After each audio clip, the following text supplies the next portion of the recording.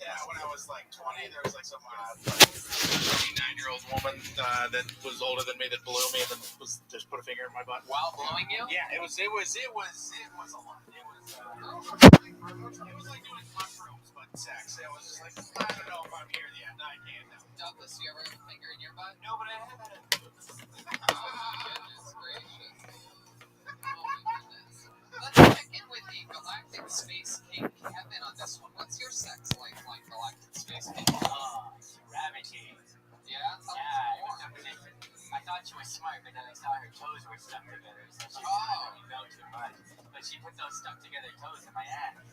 Oh my god, alright, there you go. That's how I became a space lord. That was the Galactic Space King Kevin.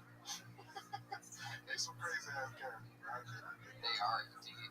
I like this look tonight. I love this. You're dressed like a pumpkin spice latte. It's very exciting. You look like a jack-o'-lantern in December. This is great. You look like a gender lawyer. A gender lawyer? Like you help motherfuckers legally change their gender. Well, I mean, it just so happens that I do that part-time now in the quarantine as a side gig, a gender lawyer. What about the insurance company? The booty hole insurance. That's it. That's it. B&D. Booty holes and dildos insurance. For anybody who got, what's some things called? Hemorrhoids. That's right. That's You got hemorrhoids? I'll be like it. What are you talking about? You get hemorrhoids if you're 2 years old. I thought you got them. Wait, what? Yeah, it's just forcing poop out. No, you can get hemorrhoids if you're 2 years old. Rabbi had a hemorrhoid at 6 months. Maybe hemorrhoids is a thing. Google it. Look at it. He must have had Rabbi didn't have an imaginary friend. He just named his hemorrhoids. Rabbi had blended up mashed potatoes and pork chop in his bottle. Okay. Did somebody say pork chop or lamb? Oh my god. This show's out of control. Well, David, fun times. Yeah, bro. It's incredible that this will continue. You know, it's not easy to write or stand up while not doing shows. That is for sure. And you are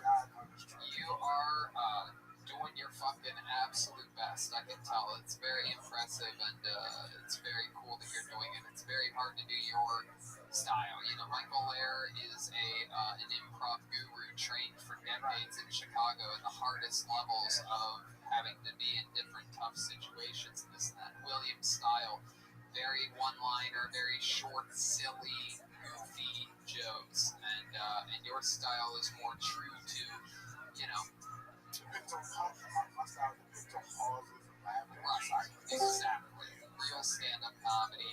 Not to say that their stand-up isn't real stand-up comedy, but very dependent on an audience, and you're still plowing through it. Yeah, man, you got to. You just gotta keep going, dog. Goddamn right. And you are going indeed, ladies and gentlemen. There he is, the great Tony? David. Oh, baby girl, what up, son? You're watching Royal Montgomery? Yeah, I am, because I'm a true fan. Nice. Except you just never watched the podcast. Dog, I don't watch dog shit entertainment. I watch stand-up comedy. Okay. Well, Even he says if you watch his stand-up, that his podcast has gone straight downhill without a co-host.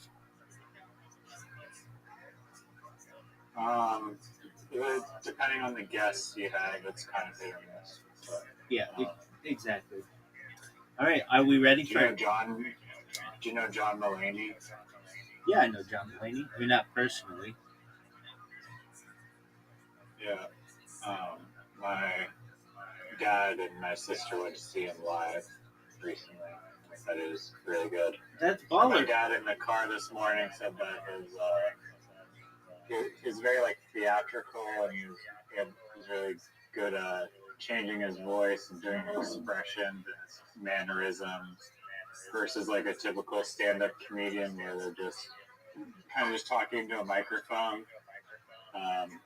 Thought it was more, a lot more going on with John Mulaney than the typical stand-up comedian, which I thought was a interesting insight. But This is that being said, this is the first I've ever heard you mention that you have a sister. yeah. She's older than me and getting married in August. I'm flying back for the wedding Shout out to Sister Riser. on an airplane. That's usually how people Yeah. fly. Another piece of cake. Nice. Are we gonna watch a documentary? Yeah, Mama Riser has eaten half of a grocery store birthday cake. Good for her. Yeah. Is it Packing on the pounds. Is it somebody's birthday? Yeah, it's Mama Riser's birthday today. Well, then she's entitled to it. Come on, happy birthday to Mama Riser. Yeah, no, I'm not. Doug, quit giving her shit over that. That's fine. That's totally normal. Yeah, no, I only chirp lightly. I don't mean to nag her too hard, but Wow. yeah. Have you heard of the documentary Best in Show? It's like this dog competition. Yeah, it's a mockumentary, and somebody was just what's his name? He loves it. What's the other guy's name? Oz. Oz loves it. Oh, you've known Oz for 3 days and you've already talked about the Best in Show documentary. At length. Documentary. At length, yeah. Well, I'm gonna have to get a timestamp for that discussion. I can give it to you. It was Thursday night at like 11 p.m. Pacific Standard Time.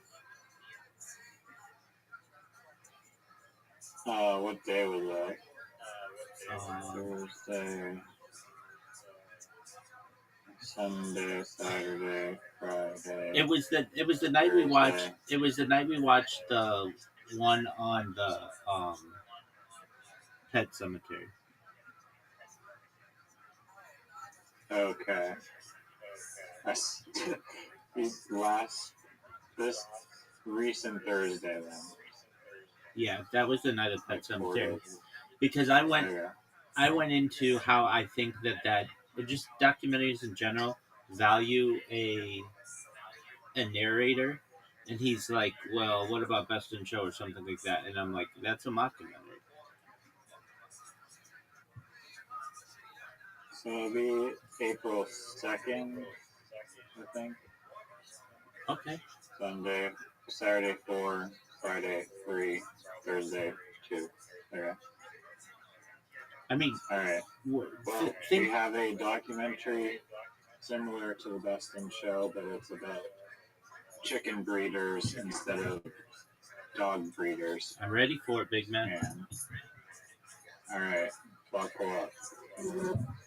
Fasten your seatbelts. It's on like Donkey Kong. All right. Shout out to Riser. Shout out to Mama Riser. Shout out, happy birthday to Mama Riser. Has Zoot what? Has Zoot been in here? Like every fucking moment, yeah. He's here a lot.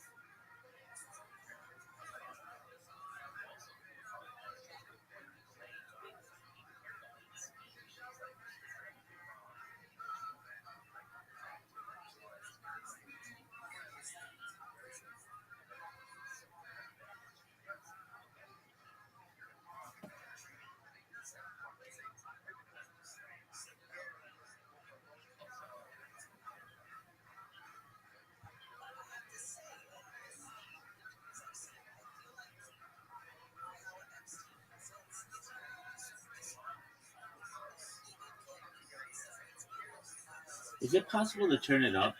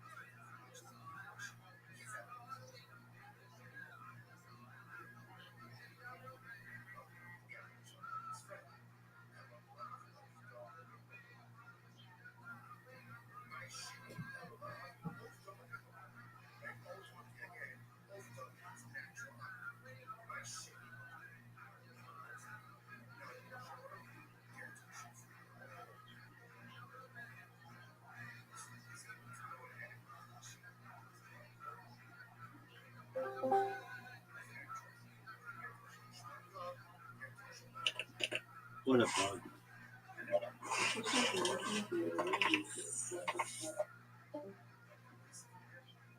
Yo, Yo, what'd you think? I liked it. I enjoyed it. Wasn't wasn't the greatest documentary I've ever seen in my whole life, but it was enjoyable. Excellent. What did you think? Uh, I think it's interesting the bond that people certainly have with their animals and how it can be shown in these different competitions. And I find it interesting, like the people who are like, we would never eat our animals, like that was just seen as foreign to them, and some of the other people would, and that there was um, a a front runner for winning these competitions. I found that interesting as well. Um, it was okay. Not wasn't the worst thing I've ever. It's better than Pet Cemetery, uh, but still not hands on a hard body. Not hands on a hard body level. Yeah, no, hands on a hard body was dope. I really liked it. This one, it was still, I liked it. I like the look of all the chickens, like the shelky ones, the really fluffy, like white balls. Well, they come in other colors. Um, those chickens look very cool. And it was interesting seeing the backstory of the people that raised the chickens and the singer guy who was like stars in like some 1960s like, theater thing. I thought he was pretty funny. And yeah, it's basically like the dog show, but for the chickens. Exactly. There's some issues that I have with those dog shows. Not that I don't love dogs or think dogs are cool, but the over obsession with pure breeds, and then what occurs is like um, the damage to the animal, where they can't breathe well, or to the breed more so. They can't breathe well. They don't reproduce. You can over perfect some stuff. It didn't seem like that was being done too much in the chicken world yet, but if that blew up, it would be. And I I also respect. There's a thing. There was like a movement that happened, like maybe I don't know, the last 20 years of um, I think they're called urban coops. Basically, you can have chickens in a um, urban area, and you can't in Irvine, but in some areas of Los Angeles County you can. And so there were some celebrities who I learned of, Joe Rogan being one of them, who would keep a coop. He was in Ventura County, but still close enough. Um, and how they bond with these chickens, they say hi to them every day, they feed them all the time. Um, they don't want to kill them. They let them reproduce. Well, I shouldn't even say reproduce, just lay eggs or whatever. And there's like a certainly a bond, and that's something that I always thought if I ever had a piece of property, I would like to do to have fresh eggs, perhaps if that was of importance to me. And it seems like these people took it to another level of like having perfect animals, perfect chickens. And I like the different looks of the birds. Um, Chickens can be ferocious. Yeah, I mean they're small, but they're like linked. I mean, I guess we all are, but evolutionarily to dinosaurs, and they are can be quite dog-like, or they can be loyal, and you can see almost like emotion out of them. And yeah, I thought it was interesting. There's not more to it that I had of that documentary. I can say it didn't speak to me like, oh, I have to go out and get a chicken coop now or anything like that. But the process was interesting too. I think at least in the United States, I'm not sure, but there's like an organization called 4-H where people raise animals and basically have them on on uh, display for judging and such. And this seemed to be that, but like the playoffs of that. Like basically, this was like a national thing, and just just interesting to see the dynamics that people have with animals, and I always think that's interesting. Oh yeah, no, it's national competition that I didn't even know existed until I saw this documentary. Did not even think that there's a best chicken contest or whatever. Those raisin chickens, like the sound and like the noise, like the clucking and this convention space that they're in. There's like so much clucking and stuff, and I don't really like the noises of the chickens at all. And then also, it seemed like chickens. You're saying that they're like dogs, and I get that people would love them as much as a dog or whatever, but and the chickens in the contest seem to be like very loving and friendly, and I think most chickens are. I guess it's kind of like dogs. There's a bunch of friendly ones, and then there's some that are not friendly at all. Uh, I wouldn't. I've contemplated the hypothetical chicken coop thing, but I don't know.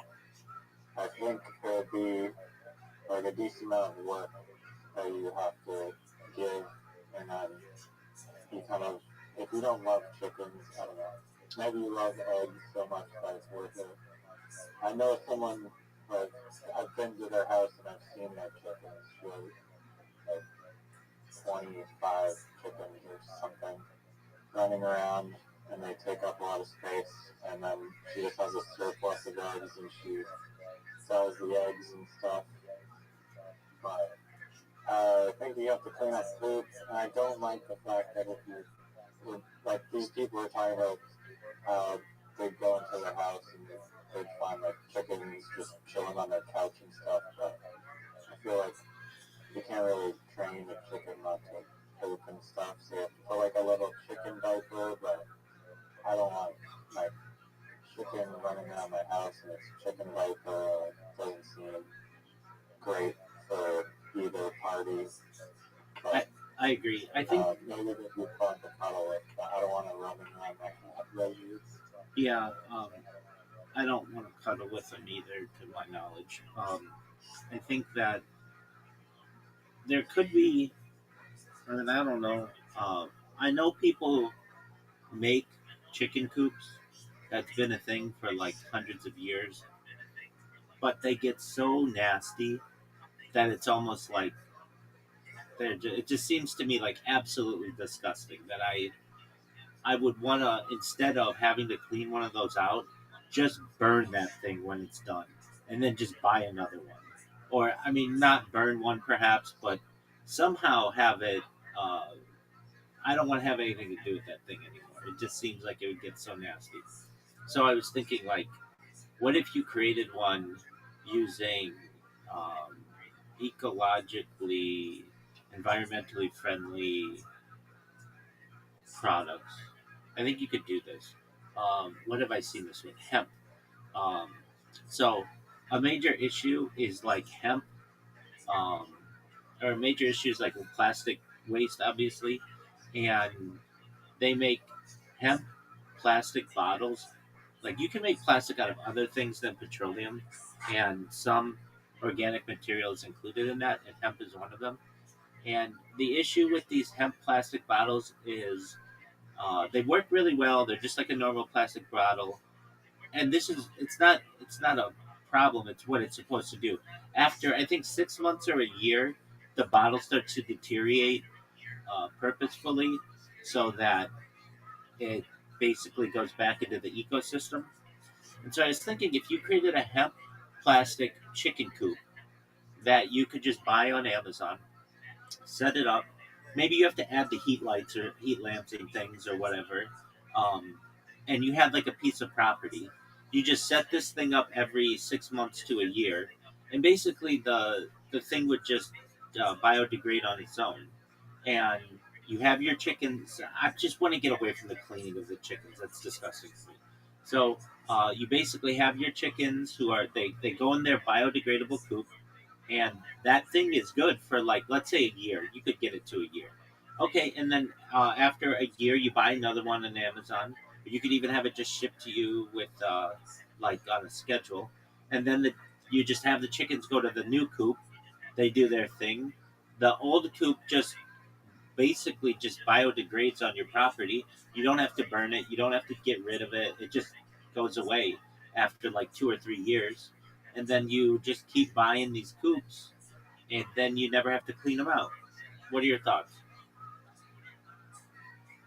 I think that's very funny and clever idea. Um, but I don't know enough about raising chickens, but I feel like you have to clean the chicken coop probably, I'm assuming, more than once per year, because I'm assuming there'd be poop that's piling up all the time. Like with hamsters, you gotta clean their little nest, like for a single hamster, like once a week or twice or every 2 weeks or something. So I imagine if you have 15 chickens around, like you're gonna have to clean it up. And maybe the price of printing these like hemp biodegrading chicken coops would be so minimal that you could just get a new one every single week or something. But yeah, I was also thinking as you were talking about this that like maybe there could be a self-cleaning coop, like it has like a built-in washing system already in it. And I'm sure that's possible with enough money and resources. But yeah, I don't know how they really clean existing chicken coops to begin with, and I don't. If it's anything like a hamster and you have like a little nesting stuff, and it's not that much of a burden to clean up. I think maybe like what I'm imagining the huge burden is where it's just like seagull shit on like wood that is just baked into like the wood and you have to scrub it out for hours. But I imagine if there's like some nesting layer in between that, then you can just pretty easily like sweep out the nesting and replace it. Does that make sense? Yeah, it still sounds disgusting, and yeah, it's like the seagull thing. It's gonna be everywhere. So there are perhaps different ways to do this. Um, you could maybe somehow train chickens to not use the restroom in their own coop, but that seems like somebody would have tried that already and figured it out. Perhaps there's some kind of pharmaceutical that could be used where they, for whatever reason, don't want to use the restroom within a closed environment. There's just something within the pharmaceutical that makes them want to go in an open area. Um, that's certainly an option. There's the I've seen these things. Um, okay, so like you're talking about with a hamster or something that usually has like a metal grate with like bedding, and then you clean the bedding, but you'd still have to spray the grate down and such. And that doesn't seem like that big of a work. But if they're going to the bathroom in the coop, that whole thing inside is just going to be filled over the course of time with poop. Um, you could always pay someone to do it, but then it's like, okay, these are the most expensive eggs that you've ever had because you basically literally have to have like a farm to do it. I was thinking uh, along the same lines like a robot that could do it. Um, okay, so imagine Maybe have some material like power wash. exactly. Imagine just a pure stainless steel box that you could just when the um, chickens are in the yard or whatever, you could just spray it down, or it could just spray itself down. That it just has like a almost like a car wash system inside, like a it just sprays itself, and then just a self cleaning chicken coop, and then the chickens go in there, and uh, they enjoy, and that to me probably is more of a sustainable option than something that biodegrades every so often or whatever. You're going to run into issues with that though, that it would have to be temperature controlled. Like you can't just have these chickens baking in this box. Um, but you know, if it's shaded or whatever, and there's proper ventilation, I think that you could make that kind of system happen. Like, okay, imagine like a how you could do this out of a container, like a shipping container. That's a little big. You wouldn't need something that big, but maybe you cut a shipping container in half, and then just close off the other half, and then it's just got like a power washing system inside, and it's climate controlled, and the chickens get to enjoy it, and it's just this little. I still think that's probably too big. I'm trying to probably be too environmentally cautious there. You just have a box.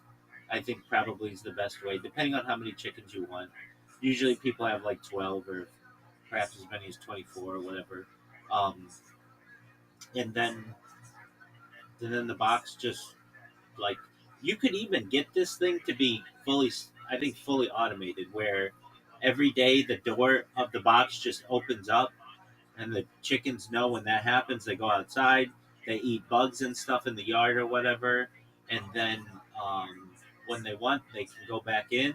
At night, it makes sure that all the chickens come back in or whatever. There could be a sensor on it, or I don't know. You could really get this thing to be pretty advanced. Now, how expensive is it going to be?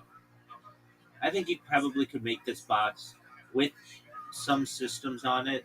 Nothing too uh, advanced, for probably between like $5,000 and $10,000. Is it going to be worth it for the price of eggs? No, but there's something to having farm fresh eggs delivered whenever you want, and the bond that you're going to build with these animals. So I don't know. What do you think of the box system? Self-cleaning chicken robot system for 10. I mean, 5,000. I think is like the price roughly of the actual just like the coop that you assemble yourself in your backyard, like Joe Rogan.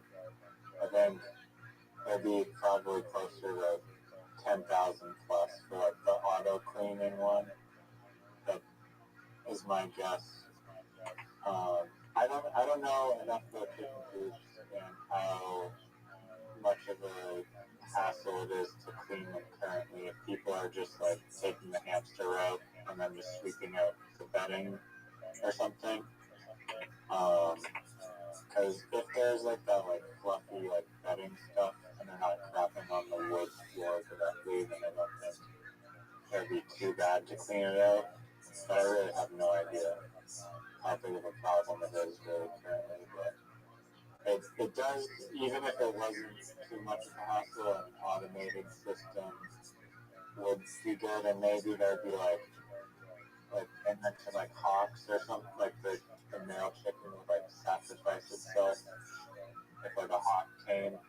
Maybe there could be like some hawk protection laser system built in or something. As I understand, you don't want to have like a rooster when you have that kind of setup, because you want the hens laying eggs.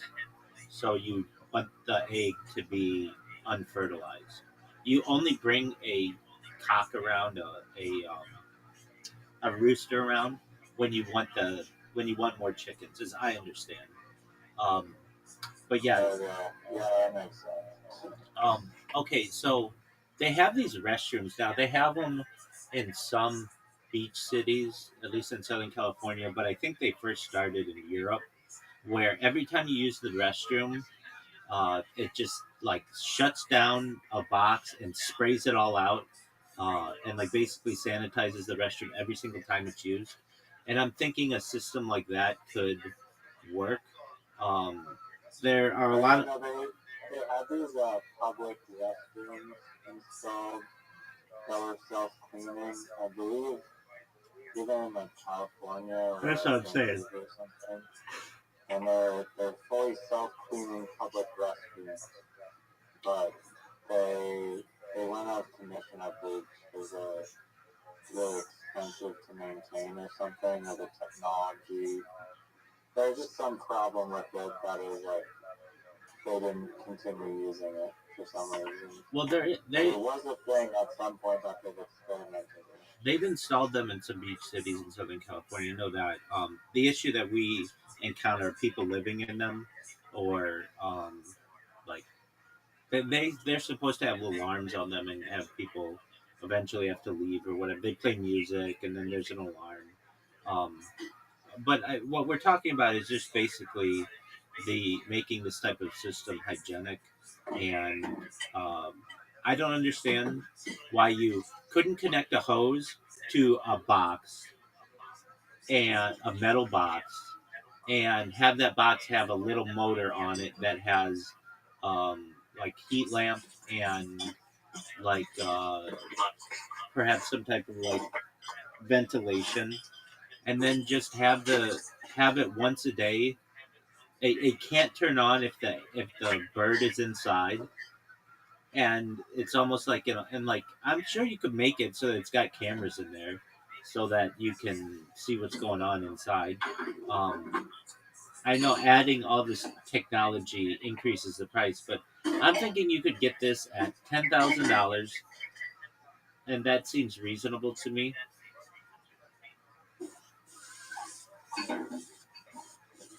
Yeah, no, I think, eh, yeah, I mean, for like a small coop, I don't know how many chickens it would hold, but it's not that complicated of a technology. It's literally a hose, a sprayer, and I don't know if the chickens are required to have like bedding that needs to be replaced. But even if it did, I'm sure like there could be some scraper thing, like a windshield wiper, and then like some little sprayer thing that sprays new bedding. Like it seems pretty basic. It might actually exist already, and we don't know about it. Um, they make these little balls for chickens that I think are cool. So you were talking about Yes, the those issue are awesome. the issue with like, I mean, hawks. I think a big one, at least where I am, are coyotes. Coyotes are the ones that killed Joe Rogan's chicken coop, and we have them, and I think they're in like every state in the United States, and so I'm sure they're in Canada as well. And you basically could have the chickens.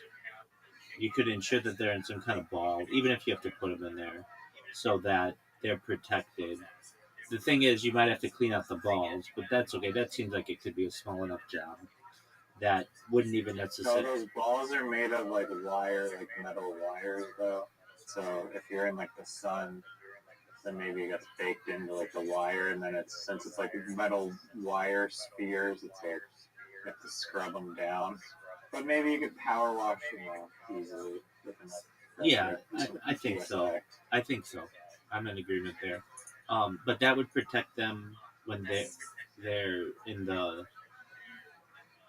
yard, and the issue would arise though that you got to get them out of there. I mean, this is all like, hey, how do you want to? We've spent like 200 years at the Industrial Revolution, so people don't have to be farmers. But then, like, how do you go back to being a farmer? That's a lot of time. Like, I, I'm not sure that many people want to do this, but I could see that it might be something that somebody wants to do, and so um, you have a box and you have the birds in there, and it cleans itself, and then perhaps you have like a little greenhouse that it has chicken wire, so that stuff can't get in from the outside, and it's self-sustaining. I could see that happening. It's kind of like glamping versus Exactly. camping. Exactly. I feel like there'd be like the stigma of like, oh, it's just like you're rich, and so you paid for your automated luxury chicken thing where you don't have to do any work at all. And then people that own chickens are just going to actually like not respect you as much because you just paid your way out of doing any work. Okay. I could see it like for a community. Um, like we have community gardens. I'm sure you guys have stuff like that, um, where not every single person necessarily needs their own, but perhaps like a small neighborhood could have the chicken coop. Now I understand you're going to run into issues with, hey, he took my egg or she took my egg or whatever. I get that, but You maybe can have like a lockbox system yeah, um, that evenly distributes it. yeah. Now there's the issue with the getting the eggs. As I understand, you have to. I mean, as I've always seen it, you go in and then you stick your hand in under the chicken because they incubate, and so maybe. Oh, I've seen that system automated though. Now that's in an industrial setting, but basically when the egg is laid, it goes down like a little ramp that keeps it protected, and then so I bet you could do that. Like I bet you could do that for a little box.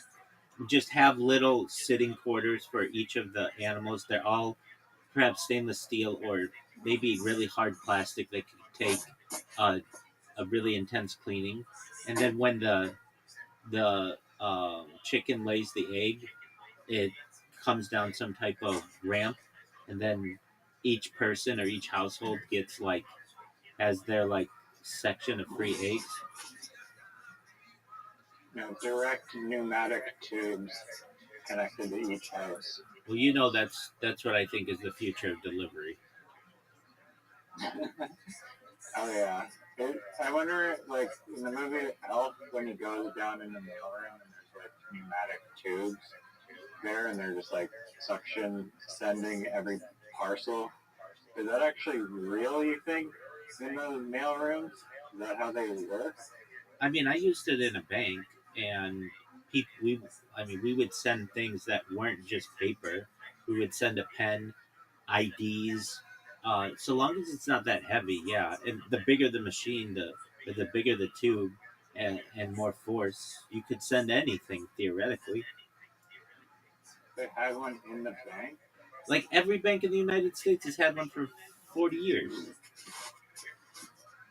Where I've never seen this suction sending thing. You've never seen the pneumatic? They don't have pneumatic tubes in banks in Canada. Is it inside the bank or is it like outside the bank? It's both. So you have a teller who is in the drive-through window and uses a microphone to talk to people in the drive-through. And I mean, I used to do this. You welcome the person. They put in their check to get cash, their ID. There's a pen in the pneumatic tube container. They put it through in this little suction tube. It sucks up from the outside into the inside. It drops in this little box. You open up the box where the tube is. You look and see what they want to do. Usually, at least in the financial institution where I was, you didn't do really complicated. Um, you wouldn't do really complicated things in the drive through. This was usually just, hey, I need $100 or whatever, withdrawals and deposits and such. Um, and then people would cash their check.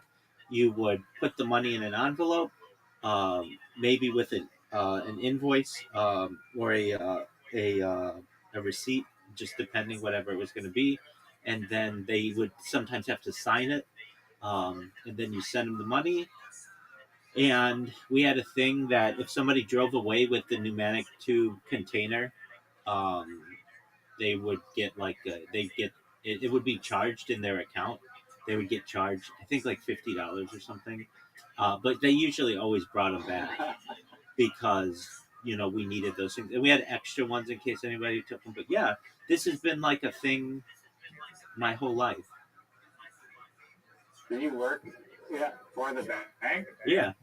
when I was 18 years old, 18 to Oh, 20 or so. didn't know that. Didn't know that. So Well, you're straight up dealing with the pneumatic tubes in the drive-through. absolutely. That's why I'm such a big fan of pneumatic tubes. It worked beautifully. Stuff didn't get stuck. They worked really consistently, and they were really quick. They allowed people to drive their car in, cash a check for $1,000.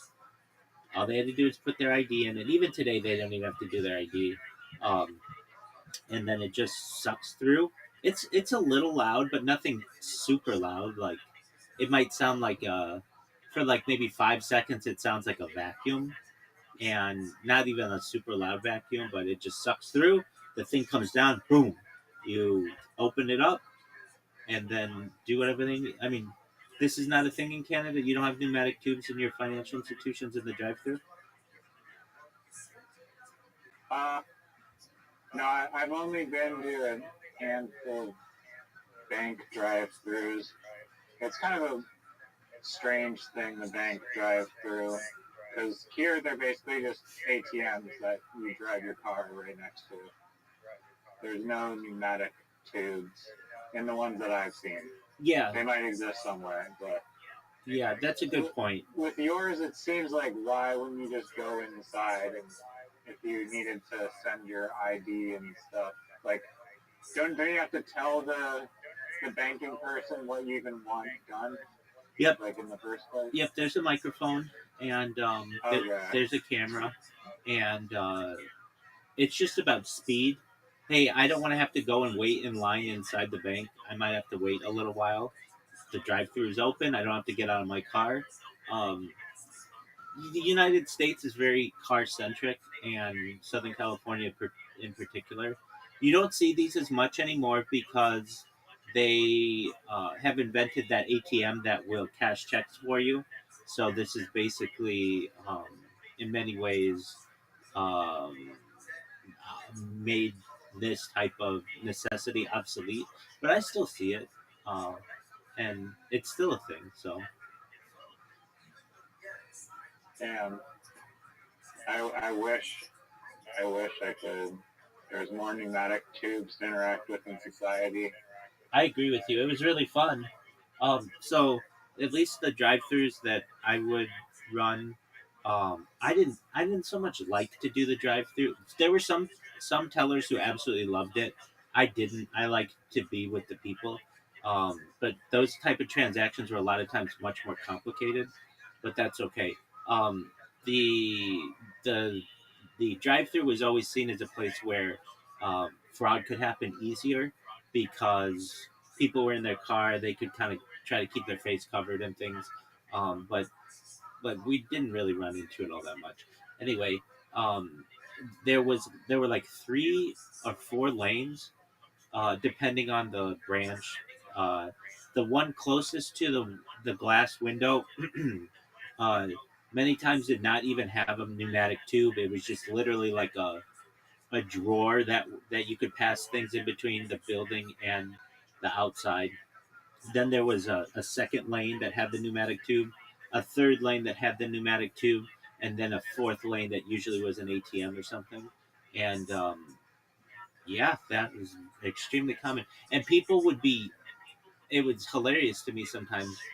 People were liked the drive through so much, even though nobody or there'd be very few people in the inside, they just would want to be like the line for the drive through would get really, really deep. Um, and it would be like when that would happen, you'd have to, lend assistance, or we'd have like 2 tellers there. Um, it was relaxing though, kind of like you were just I doing was it. gonna ask, with like multiple lanes, was there still like one person for each, like multiple lanes, or was there one employee per lane? No, you would manage all of the different transactions. So usually there was just one person. On a really, really busy day, you might have two, but usually it was just one person, and um, you just don't do all of the transactions at the same time. So let's say 3 cars pull in at the same time. You do the first person, you send them their money or whatever. You do the second person, hey, how can I help you today? Somebody will just be like, I'm just want to check my balance, and be like, okay, you have, $250,000 in your bank. Okay, thank you, I appreciate it. Can I get like $100? And then that's like an easy transaction to do. That again, nothing too complicated in the drive-through. If somebody's like, hey, I don't have an account, okay, you've got to come inside for that. But there would be other people who would just be like, hey, I need a cashier's check, or something like that. That had to be done inside. But really, I believe it was cashing check, deposits, and withdrawals. And there was a limit as well on. Uh, you couldn't get more than like $1,000. Anything more than $1,000, you had to come inside. But before the advent of the ATM, that and like digital banking with apps where you could cash checks with a phone, this is what people would do. I mean, it's very common, and it was not new technology when I was doing it. Was I think it came about in the 1960s and 70s. The ATM? No, that came about then, but the pneumatic system for a drive-through of a financial institution, and Word. and What? mailrooms as well. Yeah. What kind of complex transactions were you dealing with inside the bank? Sure. So people who were uh, like they might want to apply for an auto loan or a home mortgage. We had a section that would do that. So generally, I wouldn't do that. But I would get them settled, so I get a loan officer for them and such. Um, Usually, like some people would make like they pay off their vehicle, and that was a little complicated because of the interest. You had to do some calculations. Uh, there were so those were opening a new account was always complicated. Um, you needed like 2 forms of ID, and it just took a long time. And whenever somebody would come in right before the bank would close or the financial institution would be like, "Please don't be opening a new account. Please don't open it." And they'd be like, "Yeah, I don't have an account, but I'd like to open one up." And we're always like, "Shoot," because it could take like 30 minutes to do that. Um, what else were there? Money transfers or money orders and things that was a little different. Cashier's checks, a little different. Nothing too wild there, but wire transfers that would be pretty complicated. So someone would want to send money internationally, and that's complicated, especially back then because there wasn't like a system to like you could just FaceTime and be like, yeah, I got the money or whatever, and you didn't have like Venmo and Cash App and stuff like that. So that's how that kind of stuff was done. Um, I've got to say, I worked at this financial institution at many of its different locations. I was very careful. I may not have been the fastest, but I was very careful. And at the end of my time there, they, I remember talking with the people, the vault, the people who had all the money, and they went through my my accuracy, and they were like, okay, so we've checked this about 6 different times, and your net offage over the course of the time that you've been here is plus $100, meaning you made money for the financial institution. That has never happened. Everybody always loses money. They always sometimes bills stick together accidentally. These are things that happen. It's usually not too big of a deal. You might be off by, I think we could be off at the end of the day by 5 cents or something like that. Like you might get, a Canadian coin that might come in an American coin. Just weird stuff happens like that. Um, but they were shocked. They were like, "We've never had any. teller who had a net gain. Everybody leaves with like, they were off by, you know, $125, but it was always under. They'd always given away too much money, and I was the one person that they had ever had in a financial institution that'd been around for like at least since mergers and stuff for now like almost 100 years. Not that long, but getting around to it. They're like, we've never had somebody who actually had a net positive, and I thought that was so cool. Well, I require that you're like taking more money from someone, like someone lost $100. Most likely, yeah. And the way that that could have happened, somebody, let's say, went there at Bank A. They wanted $1,000 to transfer to our financial institution, and Bank A accidentally had two bills that stuck together in the envelope. And then when I accepted it, I didn't take those two bills apart, or perhaps I whatever may have occurred, they came apart later, and that doesn't normally happen with money, but new money it can.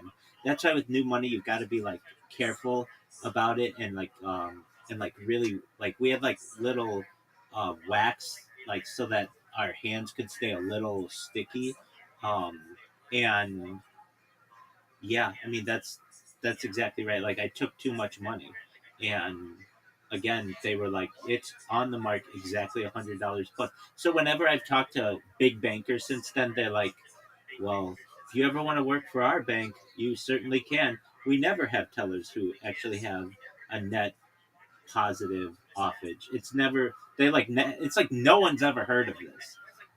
Everybody's always up. Everybody always gives away just accidentally, but I they checked it. They're like, yeah.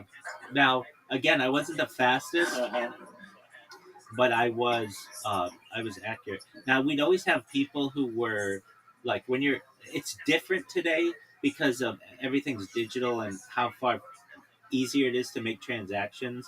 But like when I was working there, like online banking was still relatively new, and a lot of people didn't trust it, and this is 20 years ago, and so they would do their banking in person. And I remember we would have people, I would just think it was so funny, they had the names of very famous people. Michael Jackson would come up to the window, Michael Jordan would come up to the window, people with common names, Tina Turner would come up to the window or whatever, people with common names. And there would be a note in the system that would say, yes, this person's name is Michael Jackson. They're one of, 7 Michael Jacksons that we have at this financial institution. Don't smile. Don't make any comments. They know that their name is Michael Jackson, and then so you just kind of move on with that. And there would just be interesting things that would be written in the notes. So like you may not know it from the other side, but like there are notes that are written about people. About whatever they a transaction that occurred, or whatever, and I always thought it was interesting where Michael Jordan was at my window or whatever, and like Barry White, you'd have somebody with like the name Barry White, like that's like a famous name, uh, and some people would be really cool about it, other people not. um, I recall a major thing we'd run into is just people with like expired IDs. That was a big one. Like, hey, your ID's expired. You got to get a new ID. And they'd be like, I've been banking here for 20 years. Come on, just do it this one time or whatever. And if somebody else knew them, like we could get like a manager approval. But if you were new, a lot of times you couldn't. And I worked with about all women. There were a couple other guys who worked there, um, but I worked with like all women, and that was an interesting thing too, to just learn more about women in the workplace. And um, it was amazing to me how often tellers I used to get asked out by women, like really pretty women would come up to my window. They'd want to come to my window, and I mean I was a younger man, but they would give me their number in the window, and I didn't know. Am I allowed to ask this girl? Or she asked me out. What do you want me to do about it? Like, women would get asked out all the time as a teller. It's like part of the industry that you like. There'd be just there's this relationship that people have with their teller that they think like, oh, they're giving me money, and like they're happy when they're there, and there's all kinds of serotonin, and yeah, I just I don't miss it though. From there, Do you think you were getting after because you were a teller or because you were no, because I was a good, Rabbi? because I was no, because I was a good looking dude, Okay. and yeah, I did not.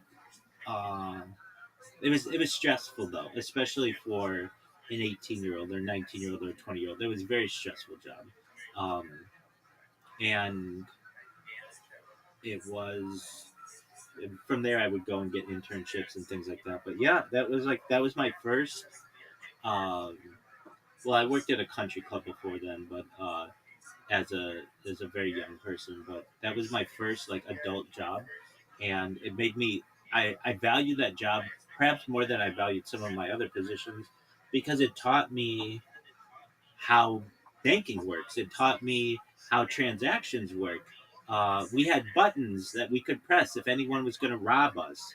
That was always a thing that could happen. And the banks where I worked, and if you work in a bank long enough, it's eventually going to get robbed. And I would talk to people who had been robbed before at gunpoint and such. But eventually banking in a lot of ways we had like glass that would be put up that basically avoided any kind of robbery situation for the most part, and I heard that like there's like some famous bank robbery in somewhere in California or LA in like the 70s or something, and before that the police were like, I don't even know if they carried pistols or something. yeah, But that's the North Hollywood shootout. Yeah, like everybody who like remembers kind of where they were when that occurred if they're of a certain age, and that was in the late 90s. But yeah, that militarized the police departments of the United States. yeah, Yeah, and uh, changed banking as well, where um, it became less friendly and more corporate, and that was a major part of it. I was fortunate; I was never robbed, you know. I but I did.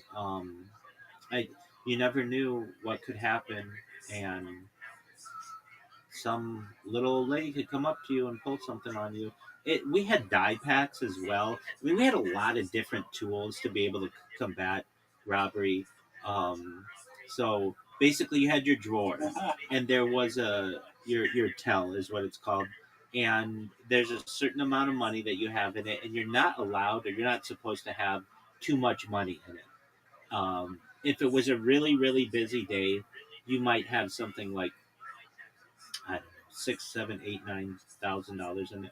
But you're never supposed to have that much more because you can always go back to the vault and get more money. So usually, I think you were supposed to have like $4,000 or something of cash. Now, a lot of people would come up and be like, "I want $10,000 in $20 bills." That's fine. That's an extra step, though. At least in the United States, if you take more than $9,999.99. There's an IRS form that you have to fill out. So there would be people who would say, "I want $9,999," and they would, so they didn't have to fill out that tax form, and they would have, um, there'd be issues where um, we would just randomly have the police show up and we would know what was going on, and then the bank manager or even the president of our region or whatever might come in and examine like a button that might have accidentally been pushed. That could happen. You it the button was just right underneath the ledge of the desk, and you do have to hit it perfectly, but sometimes they would just have faulty, they're nothing's perfect. We'd have these die packs, which I always thought was really cool, where if somebody came up and robbed you, you're supposed to do everything that they say, and you give them all the money, and then you put this stack of 20s. It's it looks like a stack of 20s. It has a real 20 on the top and a real 20 on the bottom, or a couple of them.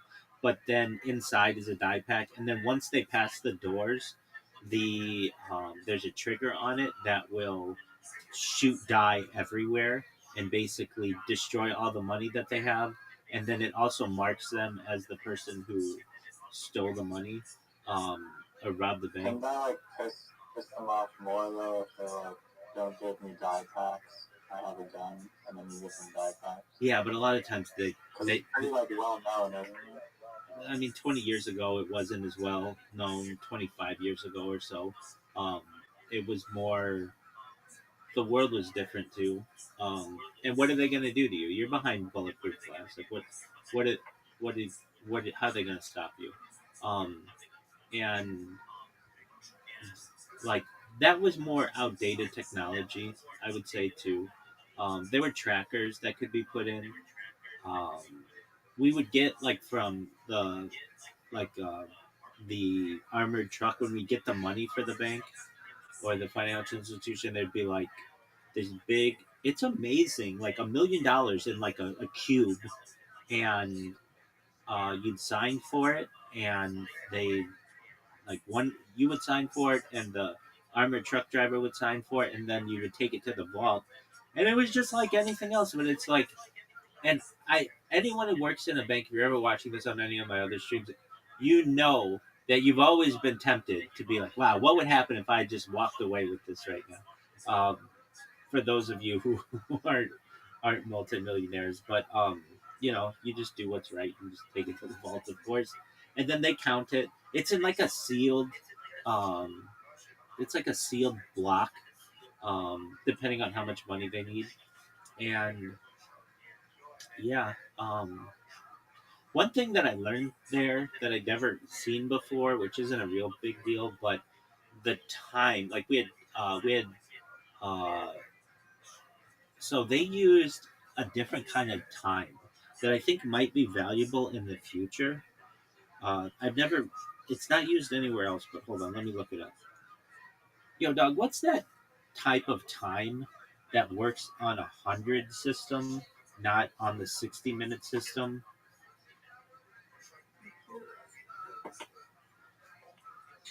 It's it's decimal time or metric time. It was developed during the French Revolution in 1793 to 1795. The system divides the day into 10 hours into 100 minutes, and each minute into 100 seconds. Now, we didn't do the hour part of it, but we did the minute part of it. So let's say you were going to go to lunch at um, 12:30. Instead of when you punching out, it would say 12:30. It would say 12:50, and then when you punch back in at 1 o'clock, it would say like 1 o'clock.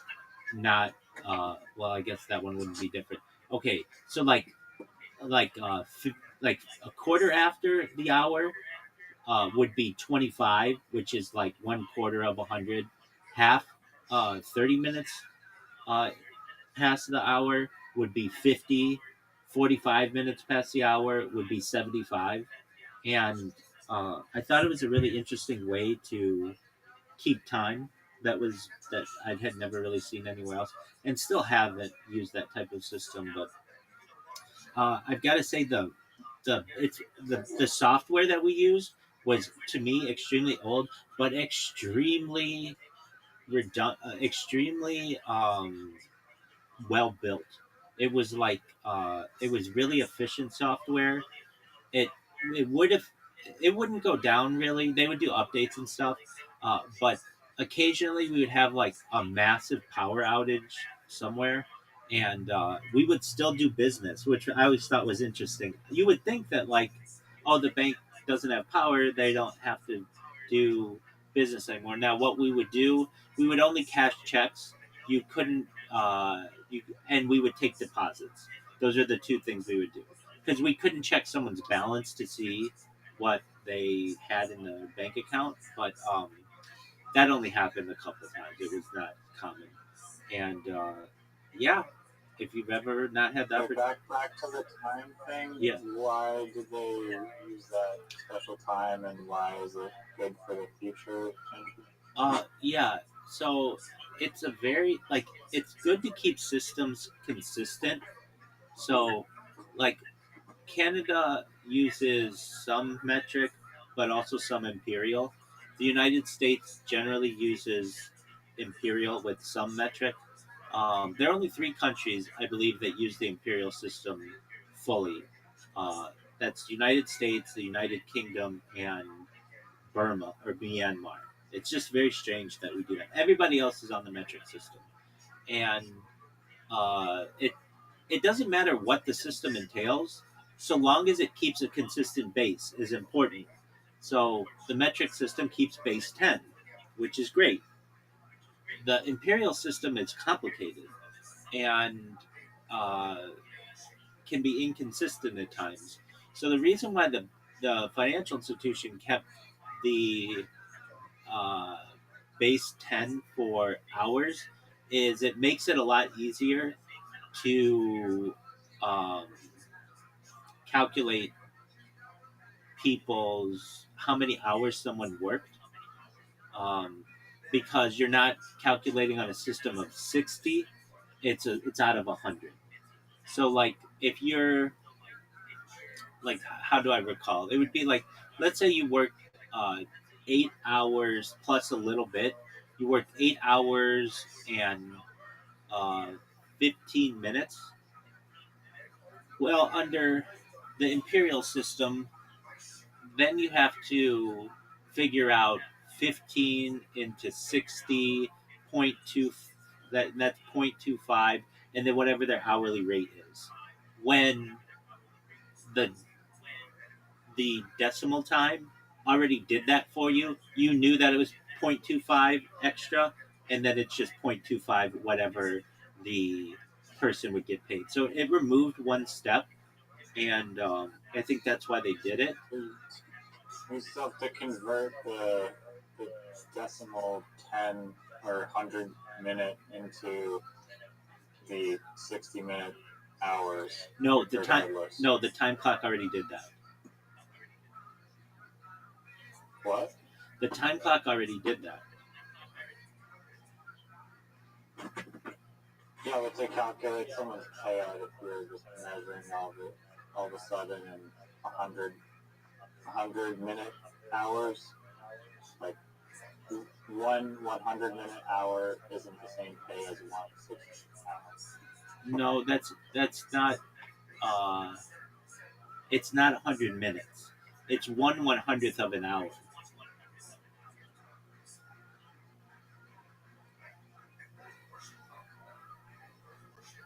If I'm not explaining this clearly, let me.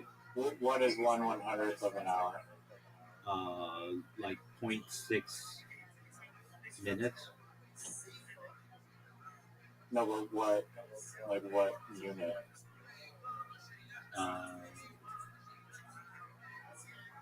I mean, it's just usually, I believe, considered a decimal minute, but I'll look it up.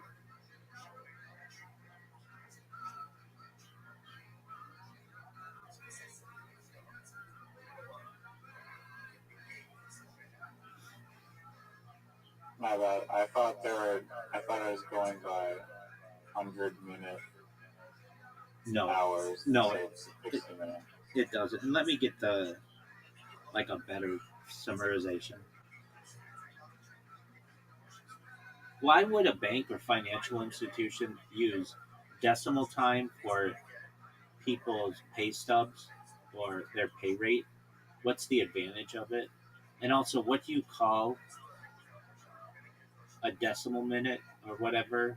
Like, what is that called? All right, here we go. Decimal time is used on pay stubs and in payroll systems primarily to simplify calculations and ensure accuracy. Because there are 60 minutes in an hour, but payroll systems operate on a base 10 decimal system, converting minutes into a fraction of an hour, decimal hours, okay, so they're called decimal hours, makes it possible to directly multiply the time worked by the hourly pay rate. What is a decimal minute called? A decimal minute is typically referred to as a decimal hour or decimal time. In payroll, it represents a fraction of an hour, usually rounded to the nearest hundredth. For instance, 15 minutes is 0.25 hours, not 0.15. Advantages of using decimal time. Simplified math. It is much easier to multiply an hourly rate by a decimal than by a traditional time format. For example, 8 hours and 30 minutes, 8.5 hours, times 20 hours is a simple 8.5 times 20, which equals 170. Increased accuracy. Using decimals reduces rounding errors and that can occur when manually converting minutes, which can add up to significant overpayment or underpayment over a full pay period. Seamless payroll processing. Payroll software, Excel, and time tracking systems like QuickBooks are designed to calculate numbers in decimal format, making it easier to calculate overtime, billable hours, and tax deductions. Reduced human error. Converting minutes to decimals, for instance, 30 minutes equals zero point 0.5, eliminates the mistake of treating 7 hours and 45 minutes as 7.45, which would actually be underpayment. So later on in my career, I worked as a controller of an organization, which is the head accountant, and I would oversee payroll. And that, believe it or not, when you're running payroll all the time, can like that simple mistake can occur. It never occurred while I was running payroll, but I could definitely see how that's advantageous to use decimal hours, and that's why they did it. And I thought that's basically like what you're doing anyways. Like if someone's regular shift is 8 hours and they work 8 hours and 30 minutes, you're like, okay, then I'm gonna convert that 30 minutes into zero point 0.5 of their hourly pay and pay it out. It avoids that though. Like, Many like, many times people aren't working like these round numbers. They'll punch out, let's say, after working 8 hours and 3 minutes. So now you have to do a calculation. How much is 3 minutes of what they're making? As opposed to with decimal time, if they're working on your decimal clock 8.03 hours, it's really simple. You just have to multiply their hourly rate by 0.03, and then that's the extra that they're going to get paid. Yeah, no, I get it. Anyway, the metric system, I feel, uh, so while we were watching this documentary, I was, uh, I'm going to submit some articles to scholarly journals about my project and its effect on with data and the world and such. And it's pretty, I don't want to say it's pretty easy to do, but it's a lot easier to do with AI now than it's ever been. It's just hard to get that many words on, like, for these systems. Usually, if you don't have the robust version, the premium version, or whatever, they'll limit the word counts. But um, I say this because I think that I'll have like a big effect on society. I may be wrong, but if I am correct, one of the things that for which I want to advocate is the entire world getting on the metric system. This this initially was attempted, at least in the United States, in the early 1980s, and was basically nationwide rejected. And I think that there's a saying: the only place where the metric system has thrived is in the drug world, because that's where you get into kilos and such. But at least the United States, I think I could make an argument to say a valid argument, because a lot of times Americans are going to say we don't want to change if we're the only ones having to change. But I have a valid argument why the whole world will have to change, even the metric system. Riser, do you use the metric system? Well, I'm Canadian, so yeah, gases and liters, not dollars. Okay. Is it like, do you measure distances by kilometer? The only time you use imperial for distances is golfing. Still, Yards. Everything golf related is in yards. Okay, excellent. We're not using meters for golf. Okay, excellent. But the metric system is actually off. So when it was developed during the French Revolution between 1793 and 1795, the measurement of a kilometer was slightly incorrect, and it's still incorrect to this day. Let me explain. What a meter was supposed to be is 1,000 kilometers, which is great. And 1,000 kilometers was uh, supposed to be. Let me see if I get this correct. You mean a kilometer is 1,000 meters? A kilometer is 1,000 meters. Okay. You said a meter is 1,000. Apologies, I misspoke. Thank you for the clarification. Excellent. Okay, so 40,000 kilometers was supposed to be the distance between the North Pole and the equator, but they actually got this incorrect. It's actually 40,044. Let me get this correct. Let me get the numbers right on this. Yo, dog, isn't there some issue with the kilometer, or actually the meter has to change to be accurate to the Earth. The Earth originally, when the metric system was being developed, the scientists got that measurement wrong. That the distance between the North Pole and the equator was supposed to be 40,000 kilometers, but it's actually a little longer than that. What's the deal with that?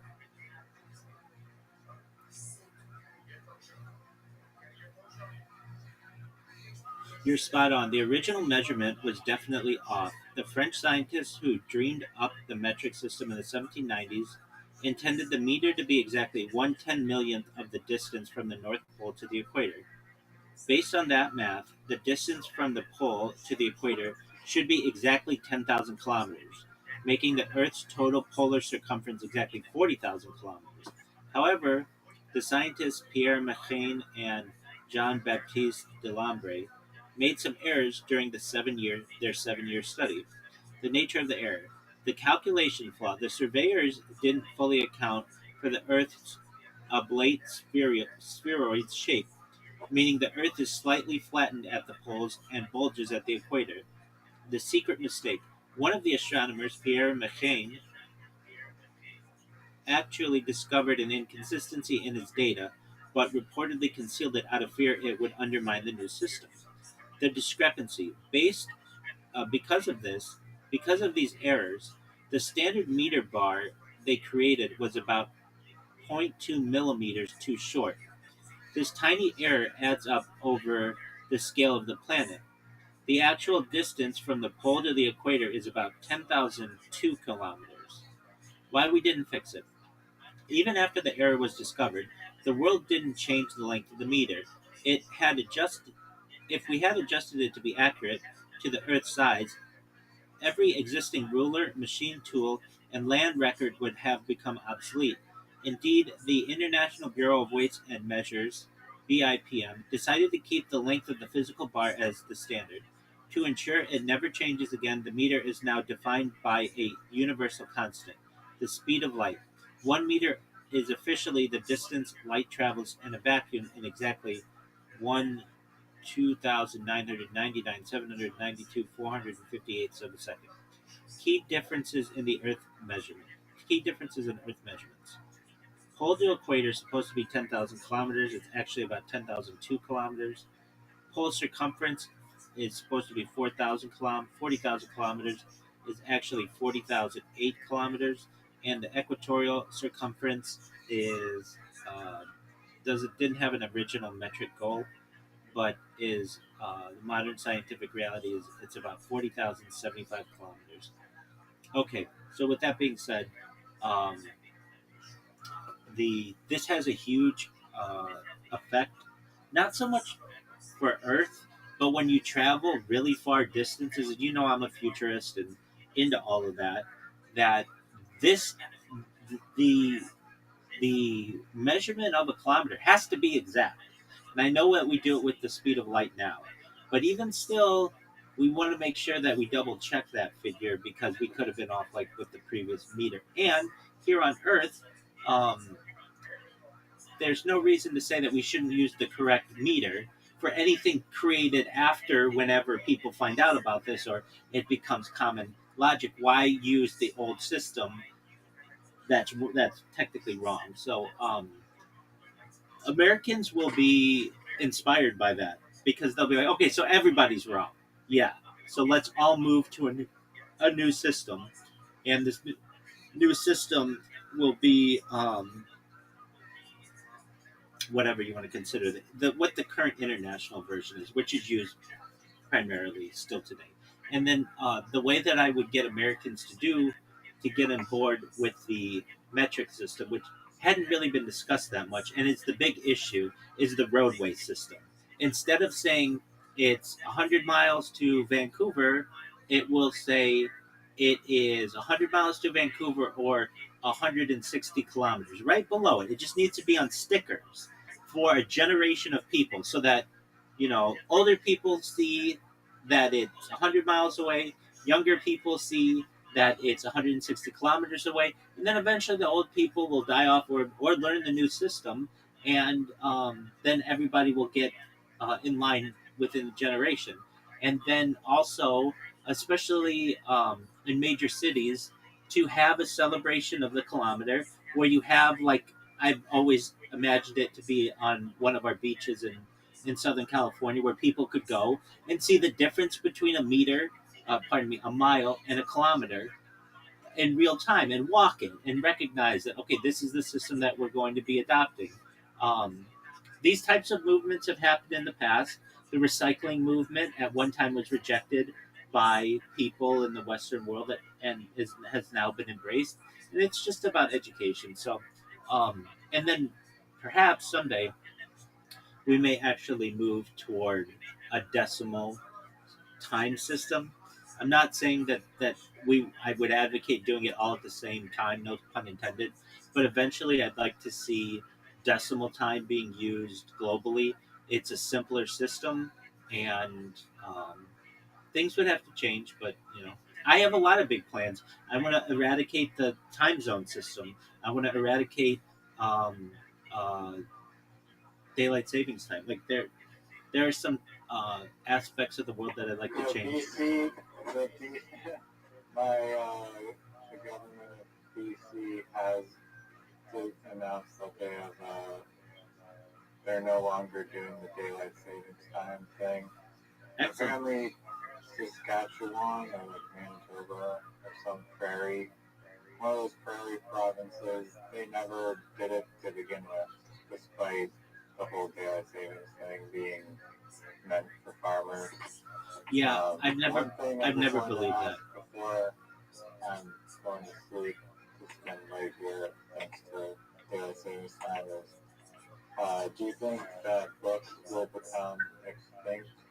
They'll become extremely prized possessions, and then it will be illegal to own them unless you have some type of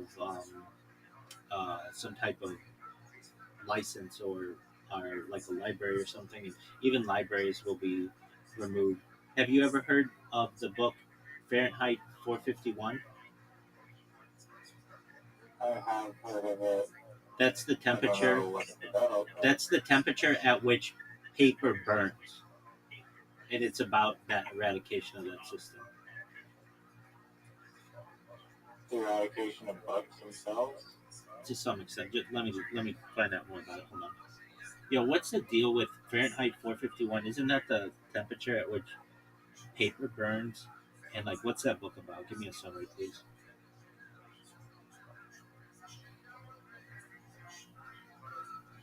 The short answer is yes. Yeah, and that's another one. The Celsius Fahrenheit issue. Yeah, I'd like to see the United States on Celsius. The short answer is yes. That is exactly where the title comes from. Ray Bradbury was told by a fire chief that 451 is the auto-ignition temperature of paper, meaning it's the point where paper spontaneously catches fire without actual flame touching it. Scientifically, it's a bit of a range, usually between 424 degrees Fahrenheit and 475 degrees Fahrenheit, depending on the paper type. But 451 has become the iconic number associated with the book. Summary of Fahrenheit 451. The book is a dystopian novel set in the future, American society where books are outlawed and firemen are hired to start fires rather than put them out. The protagonist, the story follows Guy Montag, a fireman who initially loves his job of burning books and the houses that hide them.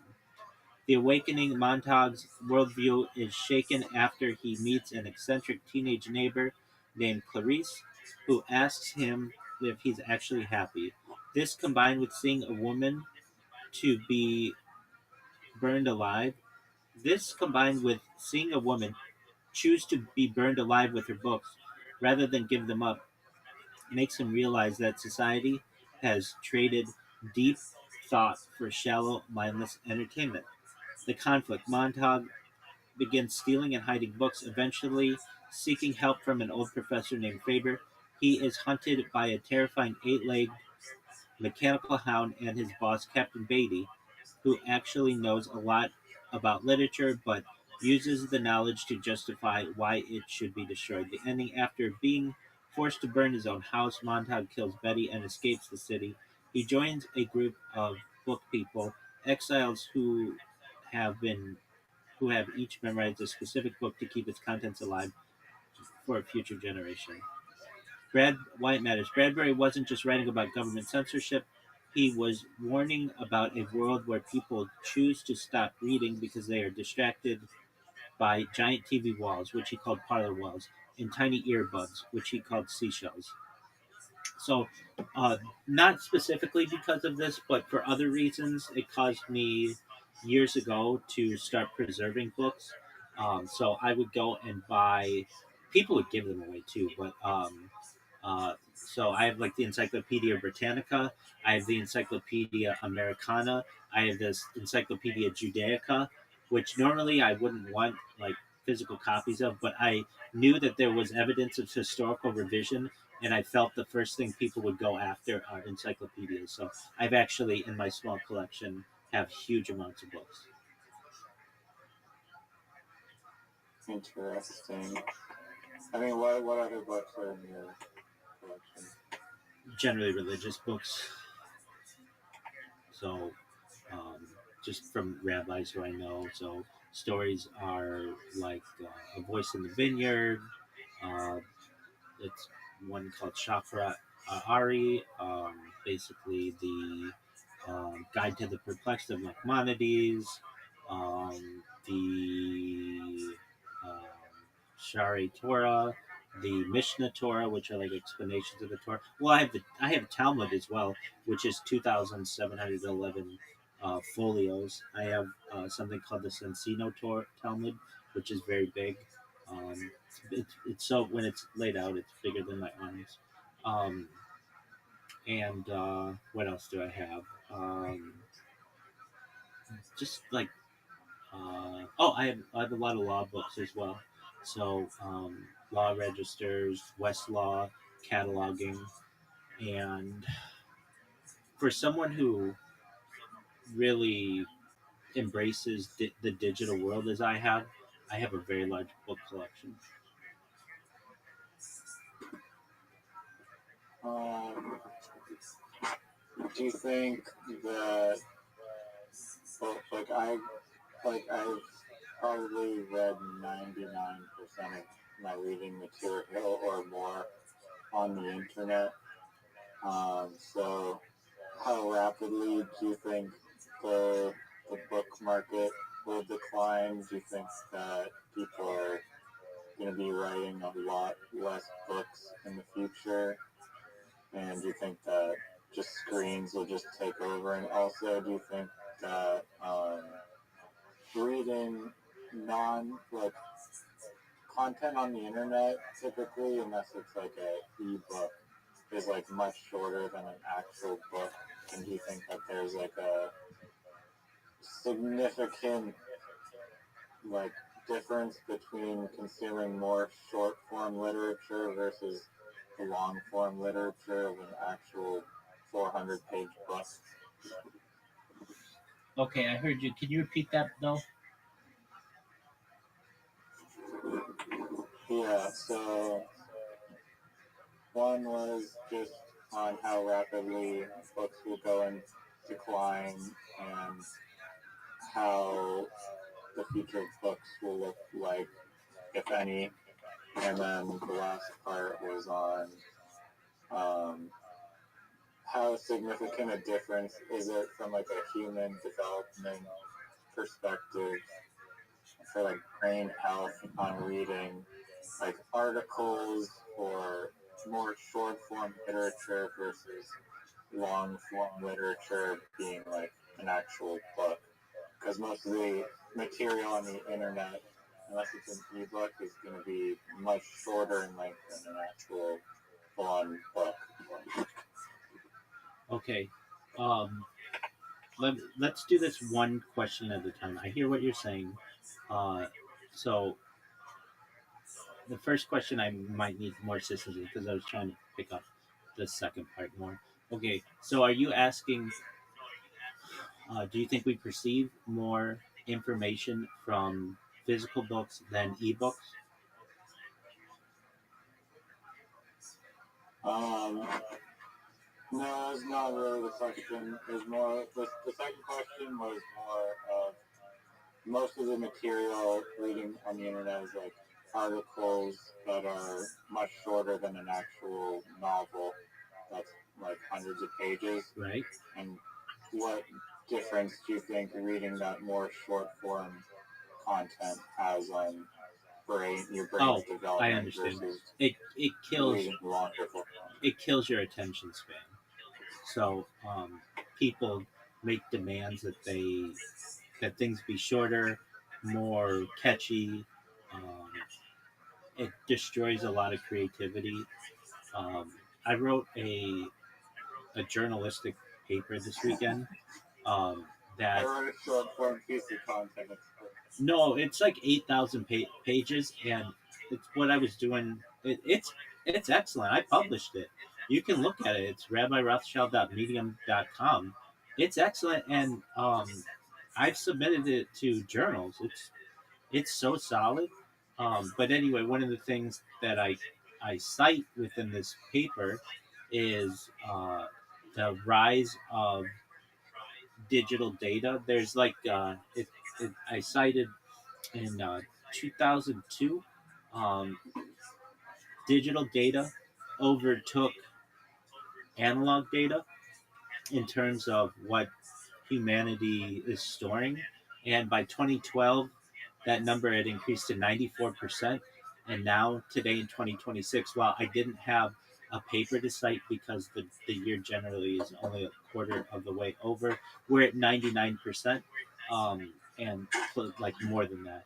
And of that data, um, much of it is not all of it, but much of it is in much smaller snippets.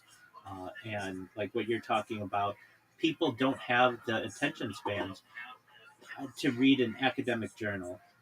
They don't. I know I'm creating one right now. I'm looking to submit as we were talking. It's called Big Data Journal, the Journal of Big Data, which is like the scientific um, publication, and it's amazing to me how different the academic world works as opposed to just like submitting something to a newspaper or like in a press release or something that they want it to be robust and all of the entries that you have to have for your citations and sources and such. It's amazing to me that that world still is working on the long form content when like if you want to submit something to a newspaper, it has to be like 500 words max. Like that's a long article. Pardon me. Usually things are just snippets. A lot of times you're just going to read something that is just a headline. They and this has been motivated by uh, advertisers, but also these publishing organizations like a newspaper or a generally newspapers, but magazines as well, where they don't have as much space. The the longer amount of an article there is, the less advertising space that they're going to have. So they want to sell as much advertising space on the page as possible. So keep it short, keep it simple, keep it easily digestible. You don't have to tell everybody everything that you need that they're going to need to know to be successful in life.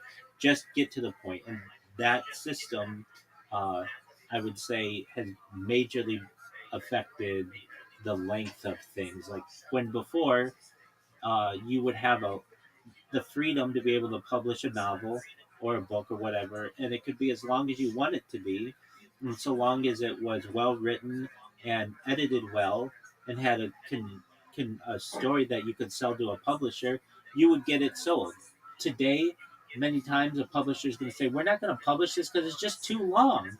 People don't have the attention span for it." So, to get back to your second question, the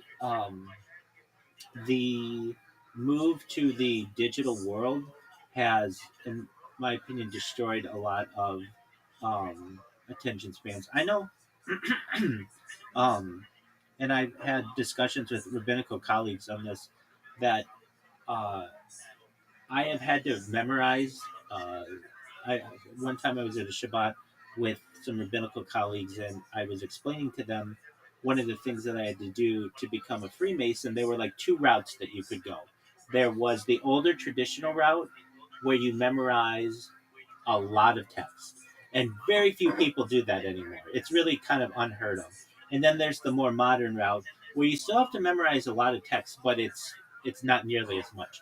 I'm talking about the difference being like dozens of pages of text word for word versus like maybe 1 or 2 pages. And very few people have the attention span to do the long version.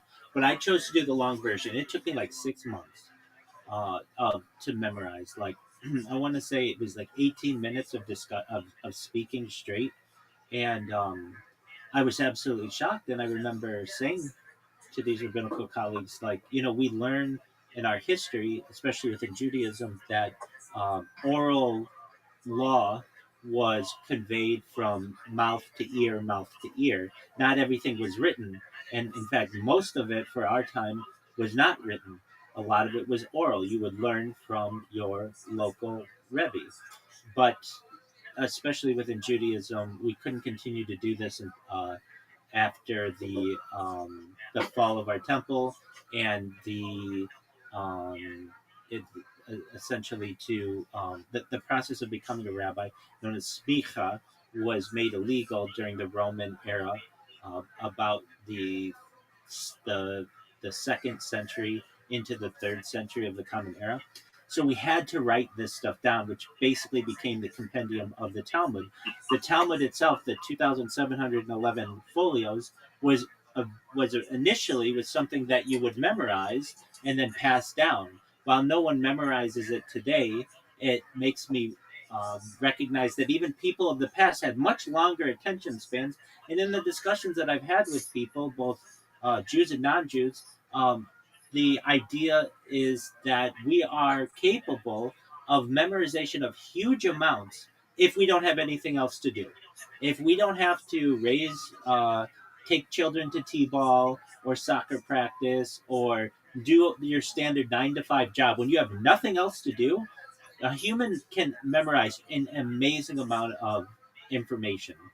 And I know I've been able to impress myself by when I really focus on something, I can memorize an incredible amount of of material exactly correctly, like like like exactly no errors. And Word for word as well. it is. It absolutely is. And I know the way that I was able to do it. I've always struggled with memorization, but the way that I found it was like uh, the best way that I think you can do it is I would type the um, words to myself, and like the action of me actually seeing the word and using my brain to type was extremely um, beneficial and allowed me to memorize. Did you try handwriting? We're not allowed. At least the thing I was memorizing, you're not allowed to handwrite. even if it's just for yourself. Yeah, there's a specific punishment in there that if you handwrite it. Jeez. Yeah, but this was crafted. Type is fine. Isn't typing worse? Well, so here's the thing. Here's the thing. This uh, we'll just say this documented series. It's really a book. Was written before the invention of the typewriter and the word processor, and certainly the modern computer. So it's not written in there, and it's how I was able to. Found the loophole. You know that's what I'm going to do. So one other thing though, and you had a first question though, but this is an important thing I feel like I haven't contributed that I feel is important. There's a faster way to read, which isn't currently utilized, but um, it is. I think people will learn about it. Let me get the exact name of it. Uh, just for a moment. Yo, Doug, what's the faster way to read where your eyes don't have to move and the letters are they just show up and you can actually change the speed? What is that type of reading called? Like I would hear people talk about speed reading and things like that, but that's where you're like moving your hand and you don't. So this is called rapid serial visual presentation, RSVP. Instead of your eyes moving across the page, those little jumps are called saccades. The words are anchored in a single focal point and flashed one after another. This eliminates the time your brain spends moving your eyes and finding the next line. How RSVP works. The focal point. The most RSVP apps use a reticle or a specific colored letter in the middle of each word to tell your eye exactly where to look so you can process the word instantly. Variable speed. You can adjust the speed from a slow 200 words per minute to over 1,000 words per minute. The goal is designed to stop subvocalization, that little voice in your head that says the words out loud, which is usually what limits your reading speed. So I've done this before. It's amazing. If you need to read very long, I would say if you have to read something that's very long, use a text to speech app. I use text to speech especially because I have vision issues. But if you don't have the ability to use text to speech, this RSVP reading is incredibly beneficial. You can read like 3 or 4 times faster. Sometimes I would say maybe 4 to 5 times faster using these types of systems than you can just under normal conditions. So if you've never looked up or utilized RSVP learning, that's great. Another really great way is to utilize RSVP while simultaneously listening. So there are some apps that will show you the rapid movement of the words, but also say them at the same speed, and that's an incredibly beneficial way to learn. So I'm a huge advocate of. It's faster than just like listening to an audiobook at like 125 or 150x. It is the same speed because the speed is going to be however quick that you want to do it. However, um, it's much more beneficial to see the words and know how they're spelled and what like how they're being used. When you only have the audible version of being able to um, of communication, small issues arise where um, like homonyms can like you can have issues with like homonyms, words that sound the same. Well, I guess that sound the same but mean differently. Like, um, just one moment. Let me see the actual wording I'm looking for. Which I'm, when if you only hear like through text to speech, but you don't actually see the text, what issues can occur? There are maybe like homonym issues or certain issues like that where you will think a word is spelled a certain way, but it won't be, or you can confuse multiple words. Uh, let's see here. So, when you rely entirely on text to speech without seeing the words, the biggest hurdle is definitely homophones. Words that sound exactly the same but have different meanings and spellings. Since your brain isn't seeing the visual anchor of the letters, several issues can pop up. The homonym trap. This is exactly what you're talking about. If the TTS says there, or there, they sound identical. Other common trip-ups include compliment versus compliment. One completes something, the other is a nice remark. Stationary versus stationary. One means standing still, the other is paper you write on. Discreet versus discreet. One means separate, the other means secretive. Heter- Heteronyms, the reverse problem. These are words that are spelled the same but pronounced differently depending on the context. A TTS engine usually gets these right based on grammar, but if it glitches, it can totally change the meaning. Lead and lead. Uh, is it the metal lead or the act of uh, guiding? Lead. Read. Is it in the present tense read or past tense read? Wind. Is it the blowing air wind or do turn a clock wind? Mental spelling drift.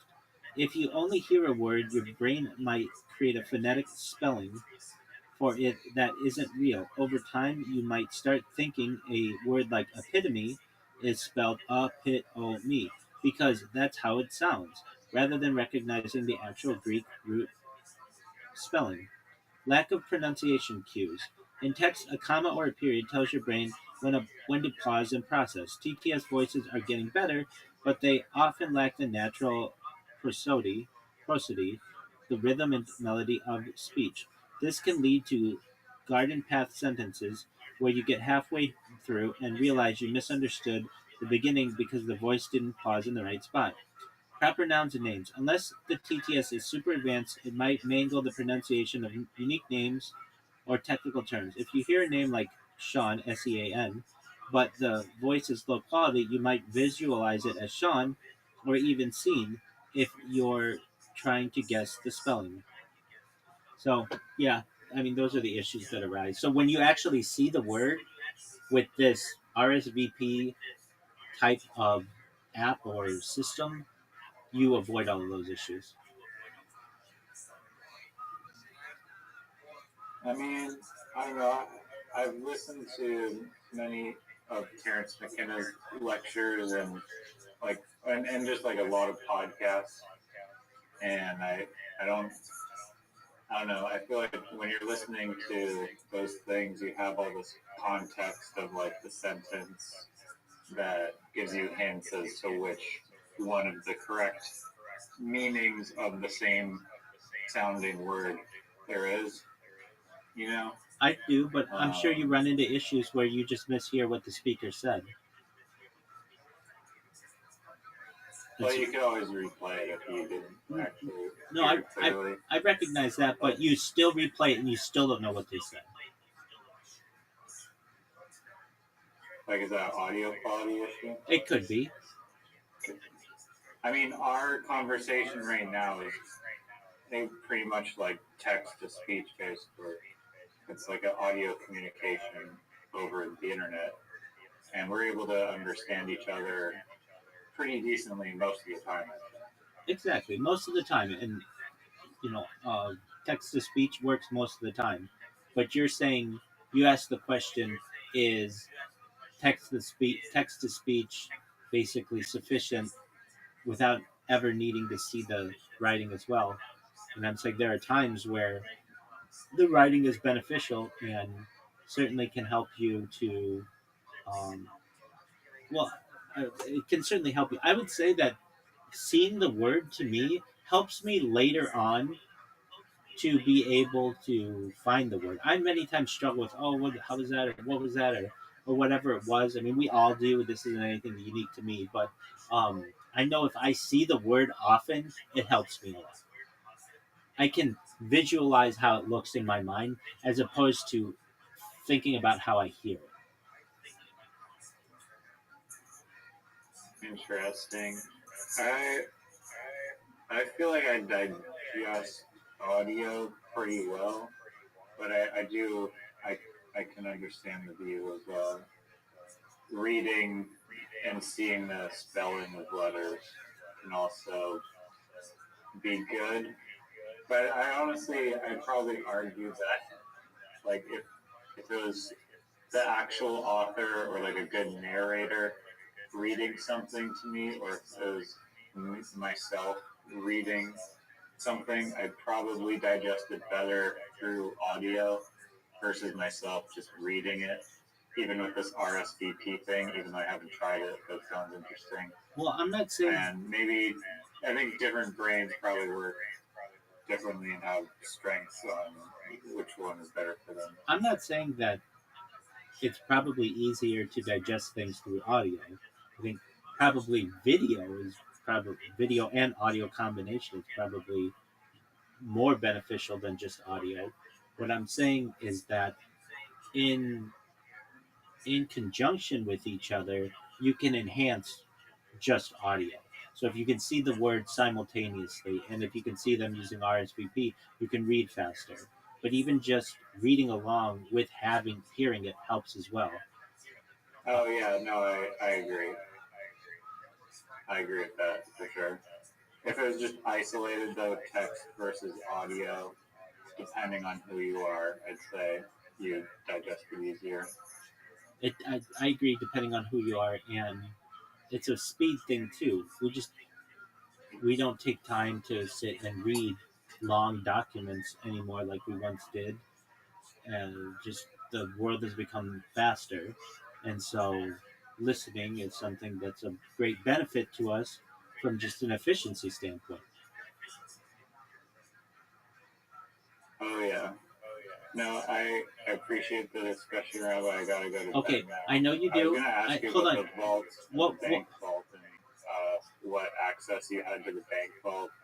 But I'd like to continue this reading and discussion Absolutely. later on. You had a previous question that was earlier about, and I don't know if you remember it. We can talk about it later, but it was the first question before the question about screens and um, ability to read. Yeah, it was just on like the general, like how you see the general decline of the book industry as a whole, I guess. Yeah. Okay. Well, we can address that at another time if you want. Sounds good, amigo. Excellent. And, Shout out to Mama Riser. Happy birthday to you, madam, if you're there. And take care, Riser. Okay, peace out. Peace.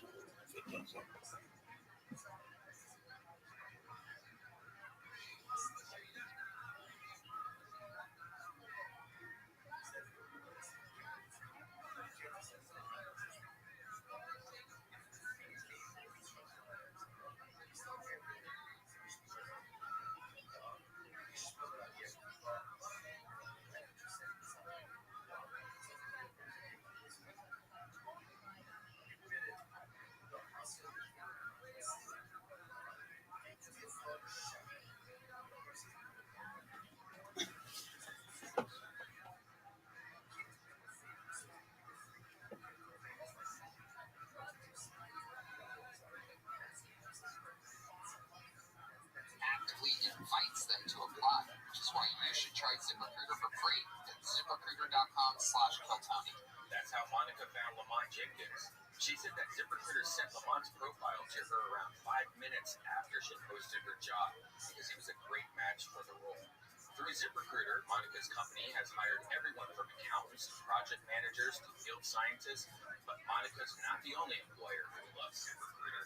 4 out of 5 employers who post on ZipRecruiter get a quality candidate within the first day. See for yourself how ZipRecruiter makes hiring faster and easier. Try it now for free. That's right, free at ZipRecruiter.com/KillTony. That's ZipRecruiter.com/KILLTONY. ZipRecruiter.com/KillTony. Our newest sponsor, Lucy Nicotine, is a company founded by former smokers who are finally making tobacco alternatives that don't suck. The summer of 2020 is the time to get healthy. Get rid of your cigarettes, unplug your vape, throw out your tins of dip, and get Lucy Nicotine gum and lozenges that actually taste great, delivered directly to your door. I was a heavy cigarette smoker. It made everything smell, and my car, and my clothes, and everything. And then I switched to vaping. And now I use Lucy Nicotine gum. I can use it on an airplane or if I'm in a car. Guys, this is the real deal. A subscription to Lucy comes directly to your door each month. It's simple. In a time when groceries are delivered to your door, Lucy got you scheduled and will be there every month. Use promo code KillTony and save 20% off the entire store. You can even do a trial order of gum for just $4. That's basically just shipping and handling. Go to lucy.co, use promo code KillTony at checkout, and get rid of your old cigs or vape. That's lucy.co, promo code KillTony at the checkout. And we are back. I'm excited to start this puppy pie tonight. Ladies and gentlemen, we do have a guest. He is a returning guest, the guy who's been on the show quite a few times. Former Comedy Store door guy, winner of the Comedy Central Roast Battle Season 2. Huge victory. One of the great roasters, one of the great comedians, is a paid regular here at the Comedy Store. He's one of my great friends. He's going to be chilling with us. Ladies and gentlemen, I present the great Frank Castillo, everybody. Here we go. Ay, ay, ay, ay, ay. Viva la danza. Hello, Frank. Welcome. Feels good to be here. I bet it does. When you hear that music, it reminds you of your father, your grandmother, your mijo, your mija, and your favorite podcast, Kill Tony, was what I was looking for. By the way, one of the coolest fathers I think I've ever met. Your dad. I've drank with your dad. I've smoked with your dad. He's a legit dad. Yeah. He is a party animal. I've gone to a Dodgers game with your dad. Well, actually, I met him there. I met 20,000 of your dad at a Dodgers game. That's what every Dodgers fan. He is a true, true dad. Yeah. And a true Los Angeles, what do they call that? Angelino. Yes. That would be a word. A cholo, perhaps, could be another word. Would you call him a cholo? Yeah, he definitely has the Chicano lifestyle for sure. Chicano, for sure. Well, I'm glad that you're here, Frank. We're going to have some fun this evening. I don't know if you remember this, Frank, but on this show, we have a band. Do you remember that? Love the band. They are the best damn band in the land. Every single episode they commit to being different characters. We never know what they're going to be. Sometimes it's the return of famous characters we've seen before. Sometimes it's the debut of brand new characters like Linkin Park or, it could be anything. Let's find out what they are tonight when I bring up the best damn band in the land. It's the Kill Tony Band. Jeremiah Watkins, Stolberg, Joel Jimenez, Jetski Johnson, and Chroma Chris. Here we go. Here they come. Whoa. Oh my goodness, we've seen these guys before. Oh, and there's a girl. Oh my goodness. Wow, they're so nerdy. Just tiny, a little kid. And Freddy was the main one that scared me, and I like Chucky. But my mom got me one of those My Buddy dolls. And that changed the game because then one night I was certain that I was falling asleep and I was half asleep and half awake, and I thought that my Buddy doll, I was sort of laying on my side staring at it, and I thought I saw its head do a 360 like that, real slow, and then I became completely afraid of it. So I ended up breaking it because I was pro wrestling with it one day. I was doing moves on it on my bed, and its head rolled off on the ground. I still remember it like it was yesterday. I was 10 or maybe 9 or 10 or whatever, and its head rolled off, and where it landed on the ground, it landed and it was staring straight at me like that. That's awesome. It was mad at me. You made it angry. Now, what's really interesting about this is my mom has an incredible sense of humor. And I was excited that this My Buddy doll was dead, right? And I remember putting it in the trash and making sure that trash went out and making sure that trash got picked up. I was freaked out by this fucking thing. And then next Christmas rolls along, and what did my mom get me? I unboxed another My Buddy doll. It was fucking hilarious. She should have got you a kid's sister. Remember Kid's sister? My Buddy's sister? No, I wasn't alive I wasn't alive in the early 60s. What are you talking about? That came out after My Buddy. That came out after My Buddy. But what came first? I was scared of Howdy Doody when I was a kid. I got my first marionette puppet at the age of 3. I was scared of marbles. You guys have marbles. You guys have the monkey with the symbols. Dude, that shit was popular back in the day. Jack in the Box got Slinky. Once a yo-yo chased me around my room. The what got you? Jack in the Box. Oh, you're making Red Man hungry. You're making And now I love Jack in the Box. All right, Alex B. Well, I'm glad that you brought up Chucky. We got to have that fun talk about dolls there. Yeah. Good job. There you go. You get all the credit for that. Oh, do I? Yeah. Okay, cool. There you go. Here. Fuck the shit out of it. Christmas style, I like it, right? Chucky. He cut a hole in it, put a fucking Chucky goes. Chucky. a rag with Chucky.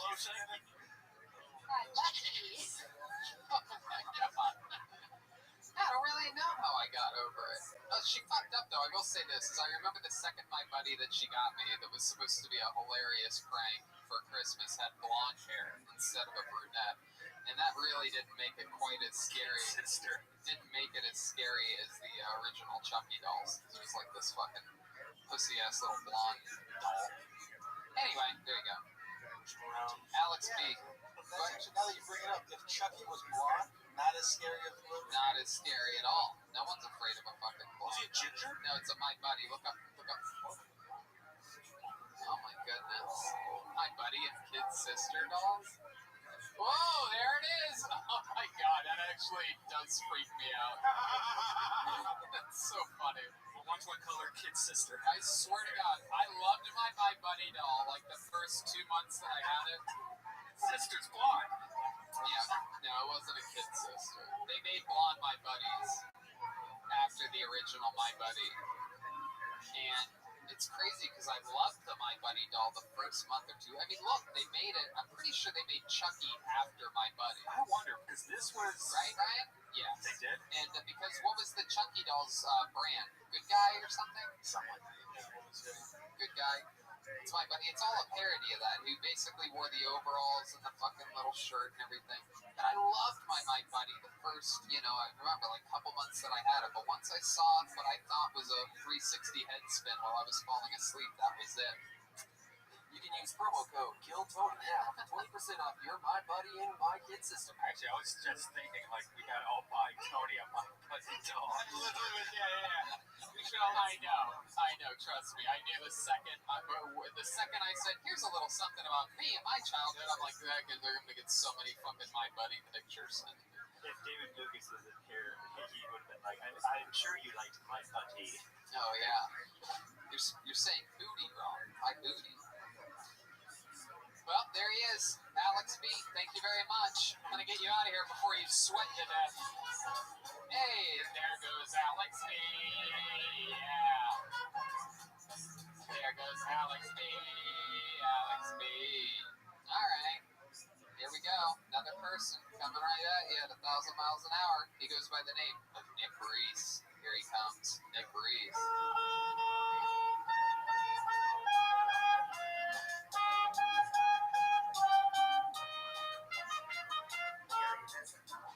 There he is. Nick Reese, everybody. So my Wayfair cabinet stole my wallet for $200 worth of Fortnite skins.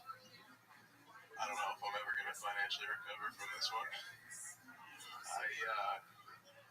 I recently started kind of just assessing life a little bit more. My lady has face tattoos, and I realized that face tattoos on a person are kind of like expired tags on a car. This is common. I wonder if it's always like who's the school shooter, never how's the school shooter, and isn't that kind of the problem in the first place? But I wonder if like the core pedophiles are like super like angry at the rich ones, like, oh man, they don't have to go to fucking Dave and Buster's or Chuck E. Cheese and just fucking put in work. They can just fucking that's what it is. There you go. 55 seconds. Nick Reese.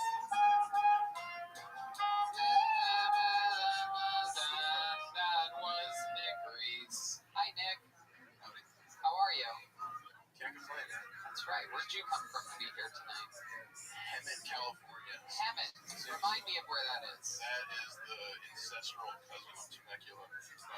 I know exactly where 40 minutes 45, north. yeah, 45 minutes like east of Temecula. there is a Scientology base there, isn't there? Big Scientology base. Wow. I've lived two places in my entire life, and both of them are like Scientology. Hemet and where else? Inglewood. Oh. Do you think your parents are, Scientologists, like secret Scientologists, maybe?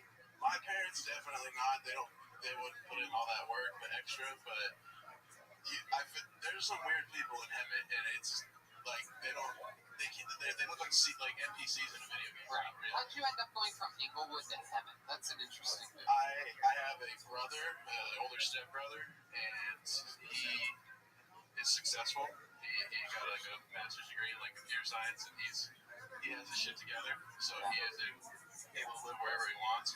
And He chose Hemet? no, he chose Inglewood because it was just cheap and close enough to like Santa Monica, a place where he was working and stuff. And when I was fresh out of high school, he basically offered me to get my shit together to come. Well, there you go, kids. Go get a master's degree, work hard, and maybe you can one day live in Inglewood. Yeah. That's fun. What do you do for work? Right now, I'm coasting off the unemployment. I just been writing a bunch and trying to like kind of organize stand-up shows in the IE. Tell them before the pandemic. I sold solar for like 7 years, and then software Like for solar panels? like door-to-door selling of the panels. Solar panels? Door to door? Okay, let's do a little act out. I want you to sell me some solar panels. So come, you knock on my door, I answer. I'm like, hey, can I help you? How's it going? My name's Nick. I'm not here to change your religion or try to sell anything to you today. Oh, okay. I'm in the neighborhood just talking to a few people about some recent compatibility testings in the neighborhood. If you are an owner of a home... Yeah, I am. I own this home. Okay, perfect. Well, being an owner of the home, we're just here to notify you that if you see electricity bills above like $75 Yeah, I do. I pay like $200 a month. I use a lot of electricity. Well, you're currently eligible to receive a solar system with no cost out of pocket. Today, I'm not here to sign you up or anything like that, but rather just save a time slot over the next week when I'm going to be coming back and basically just kind of get into a little bit more of the details with you. It's like tomorrow. Let's do it right now. How much are these solar panels? Oh, cool. Well, they may have, and then I would like kind of start. How much are the solar panels? Range like 17 to 35 range from average house. 1,000? Yeah. And how much is this going to save me? Well, I mean, if you own the panels outright, then 100%? I won't have to pay any electric anymore? yeah, unless you use more than what the panels ship. Well, how much will they give me enough? If I'm paying $200 a month in regular American power, how much? You could grab your phone right there and just call Edison. Yeah. Quick, get them on the line. Yeah, they told me I use 47,000 gigawatts. Okay, perfect. Well, then I can just plug that in. So right now, that means your average bill is roughly like. You want to come in, have some coffee? I would love there's a lot of shit out here, man. Okay. Iced coffee? No, it's hot, boiling hot. Well, yeah. Unbearably fucking hot. Water. Okay. Come on in, have a glass of water. So now we're sitting at the kitchen table. I have water, or you're drinking ice water. I'm having what appears to be an unbearably hot cup of coffee. Each time I take a sip, you see blood and blisters boiling off of my lips. It's very awkward. You don't know whether you should say something, but I'm not showing any reaction to the ridiculously hot coffee. I keep taking a sip every 10 seconds or so. But I'm not showing any reaction to it. I just keep sipping on it. So now we're at the table and action.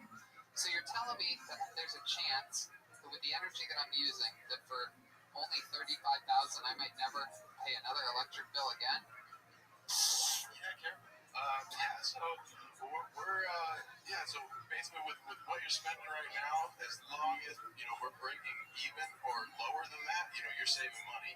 So if, my system here says, with how much your usage is, with your average bill currently being $250, I'm going to be able to bring that down.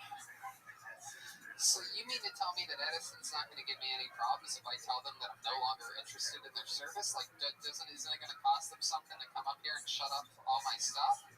No, most they can do is drag their feet in the final turn-off process, and basically just more or less. At this point, you just saw one of my front teeth fall out from the heat of the coffee. What do you say there? What do you say? Before we call Edison, can I call someone? You should call Edison. Tell him I don't need my power anymore. You should put a solar panel where your tooth used to be. You want? Who the fuck are you? Who let you in my house? I'm sorry, I'm just a Scientologist. Did you unlock my back door so that another one of your salesmen could come in? All right. Nick, security. Nick, what's your love life like? I have a fiance. We've been together for going on 6 years in April. Wow, fiance. When are you gonna get married? You have a date set? Is she Asian? Oh. You have a date set? We had one, and then 9/11. thought about it. Okay. We had one set, and then coronavirus shit happened, and Right. so we did something kind of. What ethnicity is she? Just a normal white girl? Yeah, the white Italian chick. Oh, white Italian. Look at that. She's like Her name's Rosa?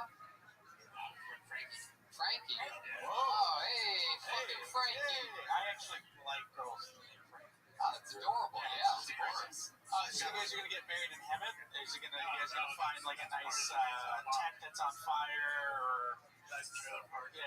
Good What does she do for work? She does nails, acrylic nails. Oh, shit. She's in like heaven? popping. Yeah.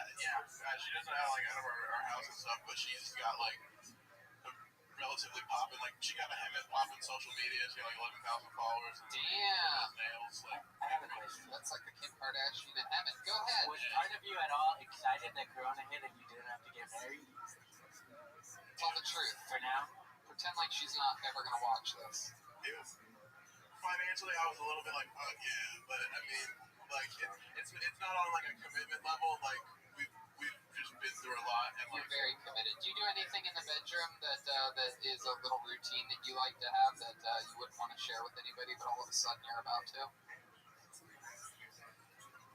play with the butthole, her butthole. You play with her butthole? How do you do it? What kind of guy? You use your middle finger? I mean, she's got like a fat ass, so like I just kind of like slap that thing and just kind of thumb it. Oh, you thumb it. Okay. I took you for a middle finger asshole. Call that the bus strike. Oh, look at that. Frank knows. Yeah. Frank, you have a I'm married. She's not like that. I was calling it the hitchhike. Welcome back to nervous laughter. So you graze your thumb over her butthole. Do you usually get a good reaction from her when you do that?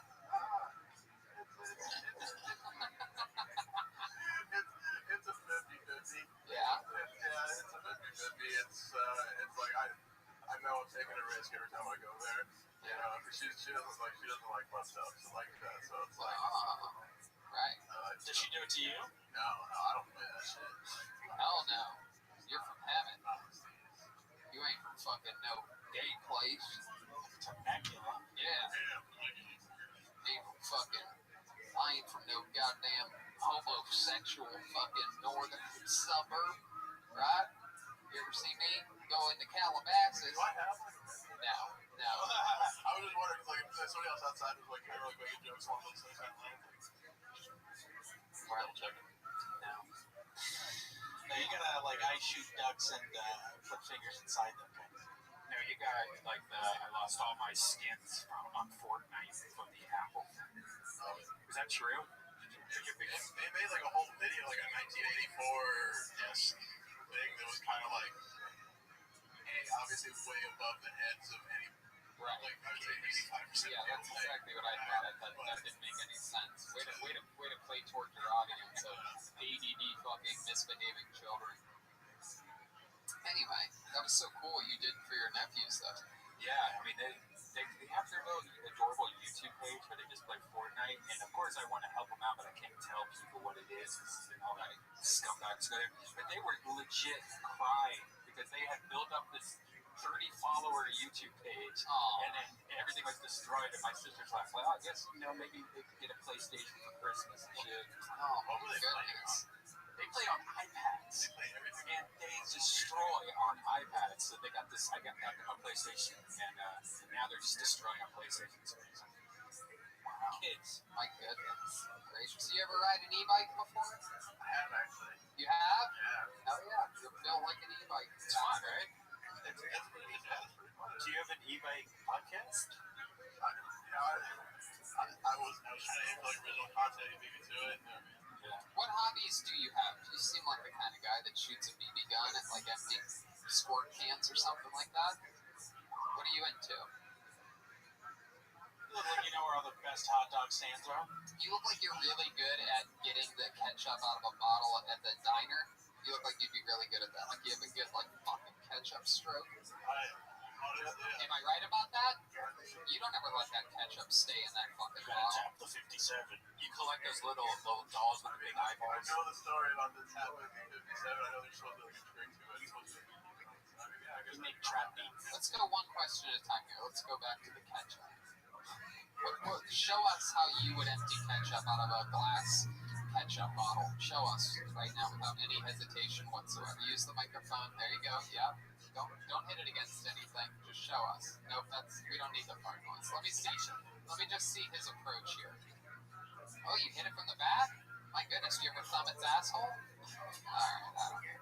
Yeah, the secret about a ketchup bottle, right? Where you hit it on the little mark. I always do the old, I'm from an Italian family, so I always do the old fucking Robert De Niro, the two-handed. Oh, Jesus, that shit's never coming out of there, Frank. This guy's jerking off a 9-year-old boy over here. It's the fucking Jerry Sandusky ketchup approach. Go ahead, Jeremiah is very excited. Draconia and I have the perfect technique, and it will get ketchup out of any glass bottle. Okay. You have to have resistance with one hand, and then you use your other wrist, and this is the bottle. No, it goes everywhere. It goes perfectly exactly where you want it. honestly, that's solid. Also, you look like the bottom half of your shops at the same PlayStation. Oh my goodness. Oh wow, it does. You're like Lucas David over here. I like the kids. Very trendy. Alright. Anything else crazy we should know about you before we let you go, Nick?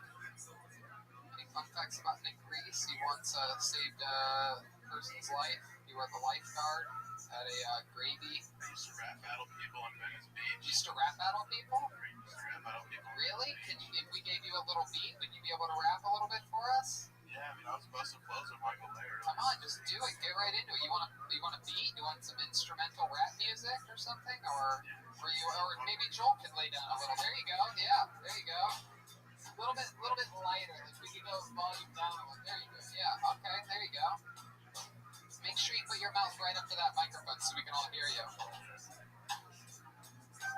It's always freestyle. Always freestyle. All right.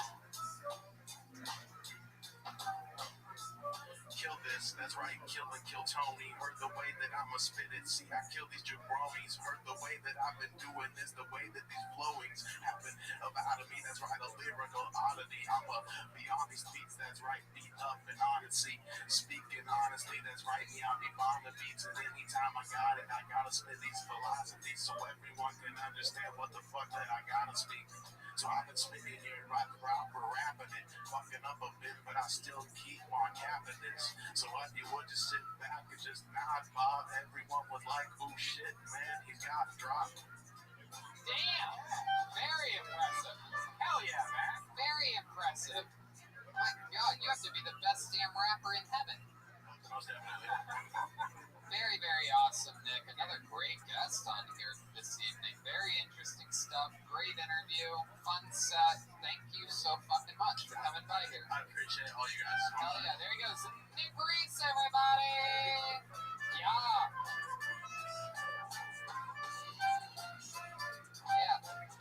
Step back from that, let my brand.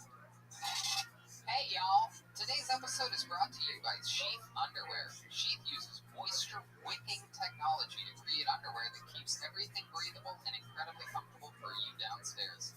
Sheath's smart underwear come in a number of different styles, including a brief with a dual pouch that make your balls feel like they're floating on clouds while you work out or play golf or just walking around somewhere hot. It's like an inverted kangaroo pouch for your joey that keeps your junk from sticking to your legs. You know about this, Brian. I love them. I can't go back to normal underwear after having these. Sheath underwear was invented by a soldier while serving in Iraq, where you can imagine balls tend to get very hot.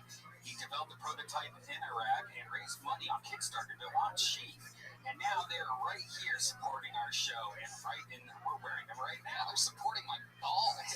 Kiss your balls goodbye. Please support our sponsors because our sponsors keep this show going. Support Sheath and they'll support you where it counts downstairs. Bottom line, Sheath creates amazing underwear, and if you don't love them, they have a 100% money-back guarantee off your first pair. Plus, they have an amazing line of underwear for women, too. I'm telling you, I wear my sheets all the time, wearing them right now. There's proof. You see that logo? That's the Sheath logo. I see red bands, too. We all wear Sheath. They gave us a tester pack of these, and I went to their website, and I bought a bunch myself. Now I only wear Sheath underwear. Sometimes when it's hot, I'll just slide the balls and dick hole right through there. I'll slide my stuff right into the pouches just to let it cool down, and then I'll pull it back. You don't have to leave it in there. There's no prison sentence for your balls, but you can indeed, like I like to say, kiss your balls goodbye. So go get your new favorite pair of underwear by going to sheathunderwear.com. Use the code Tony for 20% off your order. They ship anywhere in the world. Once more, that's sheathunderwear.com. Use the code Tony for 20% off. Alright, on to the next one we go. You know what? Before we get to our third and final regular, why don't we do our last bucket pool? And we'll close with our third regular. Does that sound fun? Okay. Ladies and gentlemen, here comes Ryan Joseph, a comedian. He's been on this show before. We've had fun with him before, I do believe. He had a great set here one night, late last year, and he's back. Ryan Joseph. So I was dating this girl that wanted to tell me that she was post-op, transgender. But I was kind of suspicious, you know, because she was really funny. I was in bed with this girl the other night, and I started sucking on her toes. I mean, she freaks out. She's like, "What are you doing in my house?" I was dating this other girl I met on Tinder. I knew she had kids because they were on Tinder, but she actually wanted to bring one to our first date. I was like, fine, as long as he looks like that picture.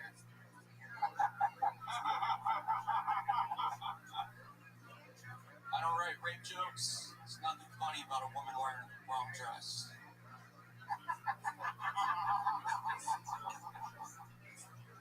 First time I fingered a girl, I was under the bleachers in the high school football field. I don't remember her name, what she looked like. I mean, it's hard to see who's sitting up there. Wow. Ryan Joseph. Ryan Joseph doing it again. Fucking incredible. You've been on this show 2 or 3 times. Third time, that's right. Every single time's been there. Great sets, great fucking jokes, very, very funny. Remind us, how long you been doing stand-up again? 18 months. I've been doing it during quarantine. I don't really know. Where you been doing it at, on Zoom or what? I've been doing it at my friend's mic down Therapeutic Noise, and I've been doing it, they closed down because a bunch of comics ratted us out, and they weren't getting spots or something. No, anyone could come. We were very welcoming. We were getting like death threats and shit like that. Frank, you've been doing a couple shows during this thing, right? Yeah. Yeah, and they got a mic going on over at Fourth Wall, and just doing it. Sometimes I don't even know why, because I'm like, it feels like comedy's just dead, but like I'm just addicted to it. It's still happening. It keeps me like ready to go. When the shit's over, your muscles are gonna be fine too, compared to a lot of people, you know. Yeah, I guess so. Yeah, for sure. You had a great set tonight.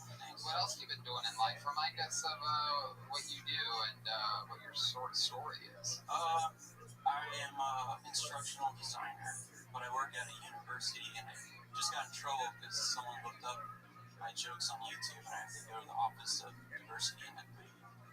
Ooh, diversity and equity, yes. You ever thought of a stage name, maybe? No, I told them I'm not taking that shit down. I don't care what you said. There you go. And they couldn't do anything about it. That stood strong. Was it one of those like, no, we can't tell you to take it down. Yeah. We'd like you to. Yeah. But I was like, okay, so I go back to work. It's fun. You have any other hobbies or things you do to pass the time or get outside or anything during this whole? I was playing. I play guitar and stuff. I met a girl during quarantine, but I just broke up with her. Oh wow! Well, how long were you hanging out with her for? Already bummed out tonight about it. Oh damn! Couple months. Like quarantine started. Quarantine's like aphrodisiac for women. Yes. Yes, it started in March. So when did you get together with her? I think April. Okay. Yeah. And then what made you end it? Well, like she was dating another guy at the same time when it was just casual. We weren't exclusive. But once we were, I wasn't really comfortable with her still being like social media contacts and shit like that. You get jealous a little bit easily? Well, it's not.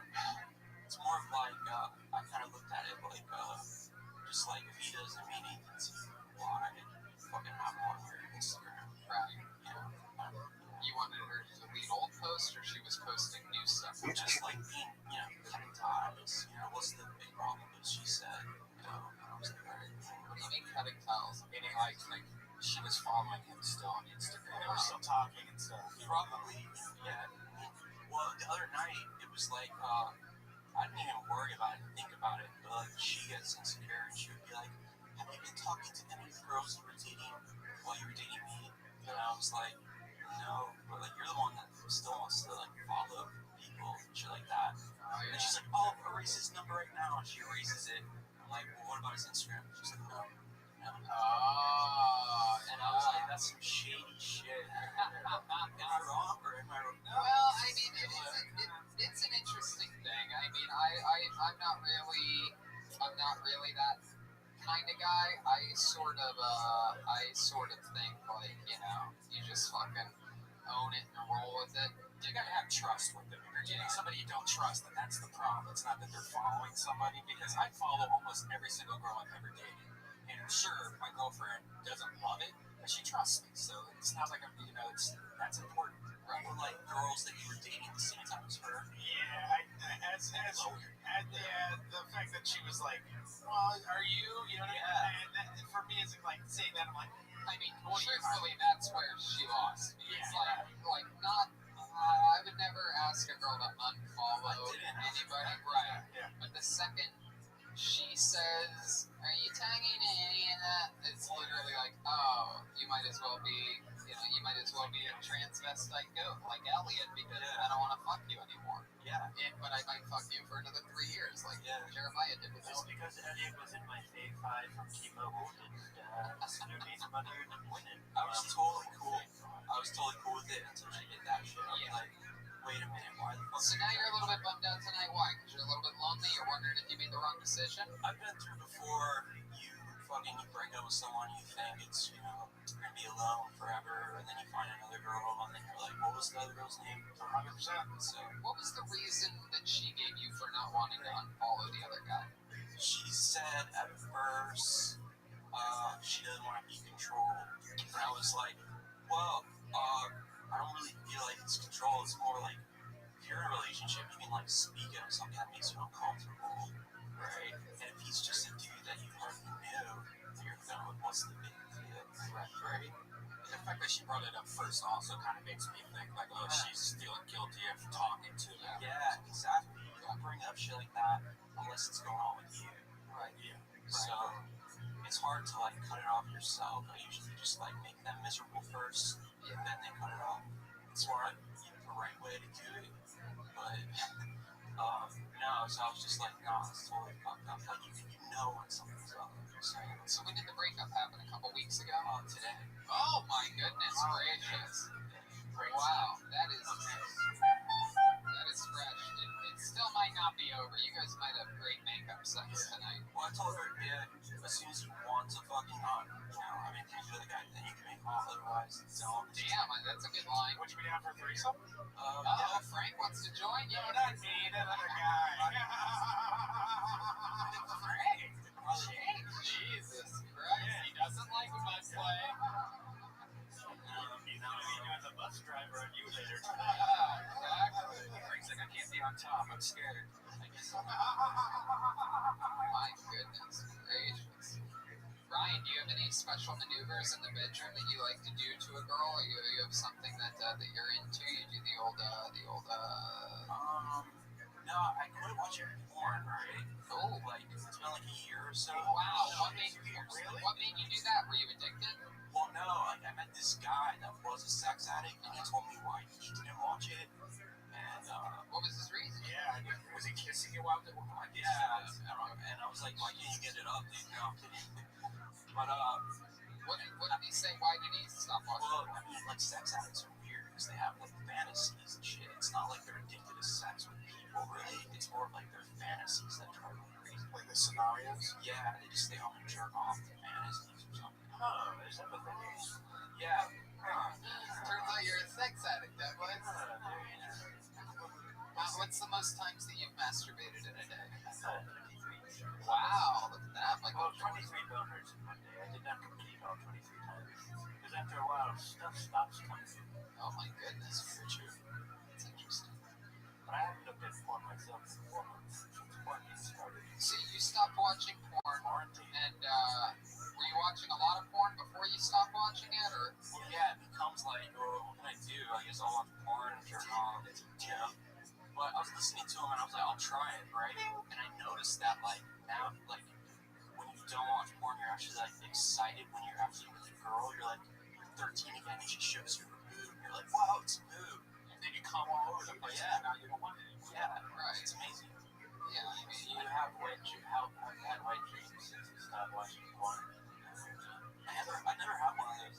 I've had them once. I wanted one. I used to have them all the time. Really? What is it like? You just wake is this up? Douglas or Jeremiah? Definitely Jeremiah. The character is falling in and out of this portion of the show.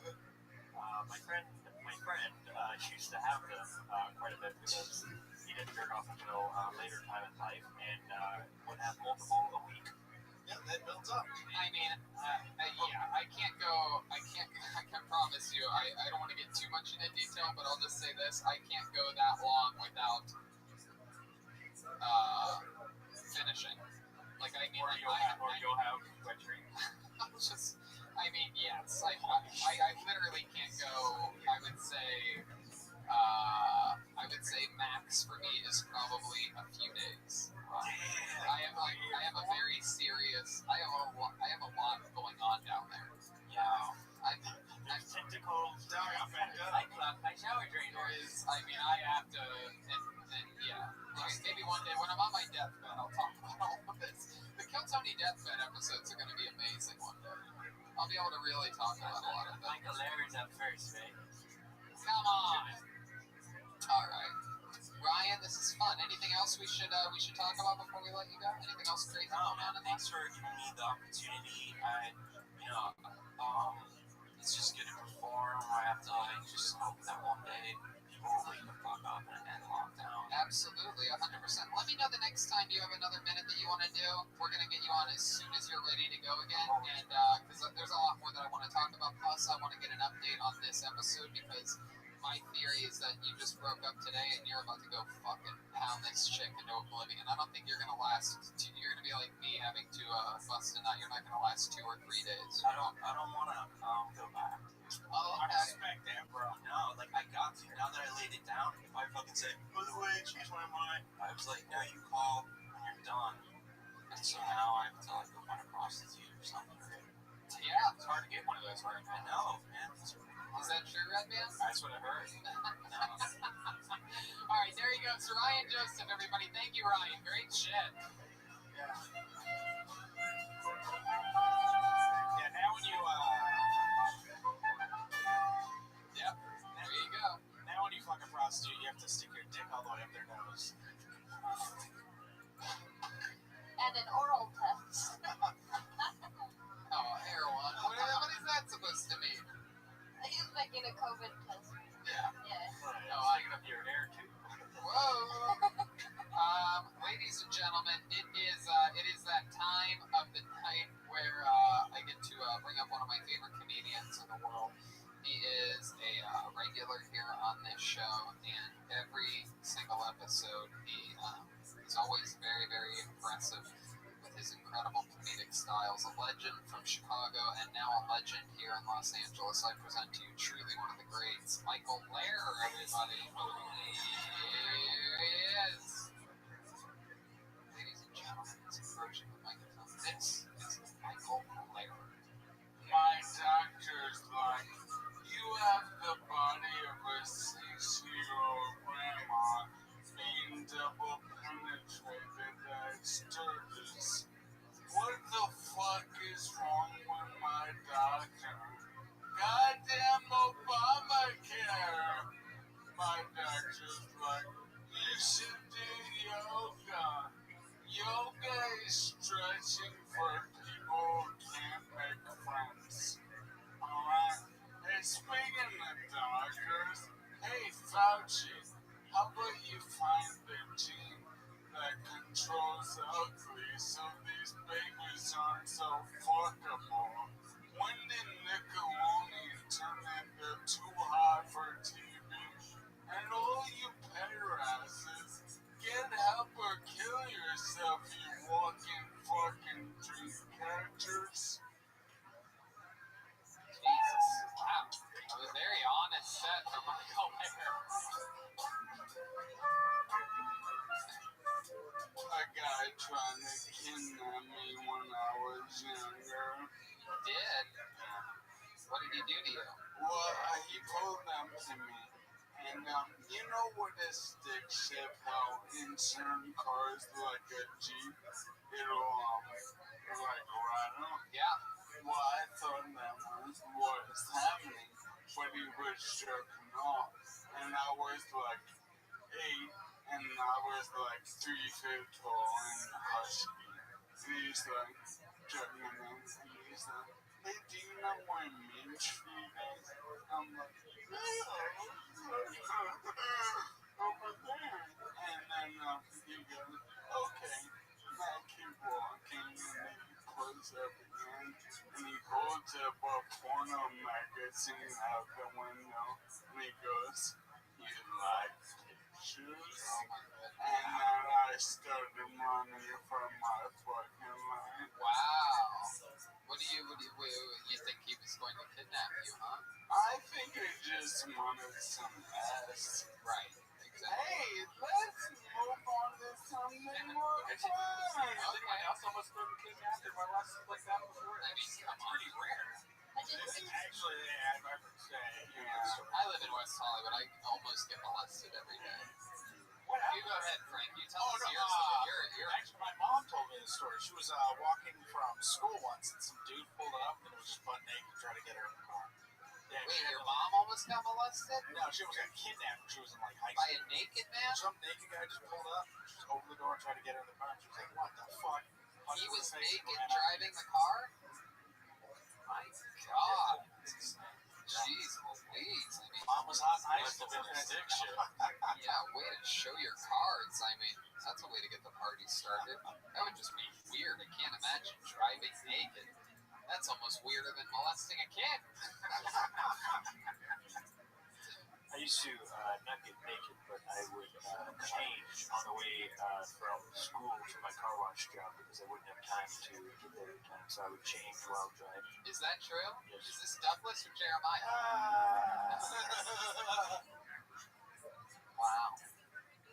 At stoplights, I'd be in my boxers and shirtless and changing really quickly. I once jerked off driving home from high school while driving. That's impossible. I've tried to do that so many times. It just doesn't work. Yeah, I did. It was fucking disgusting. One of the guiltiest, grossest things I've ever done in my entire life was blow a massive load on my school shirt. We lost him. Oh no! Oh no, that was it. Clear! Oh, there you go. He was playing possum. Hey. I mean, what the fuck, guys? I'm sorry, you bring these stories out in us that we haven't told on the show before. I'm sorry. Hey, but I have something fun for all of you. Go ahead, tell us. Alright.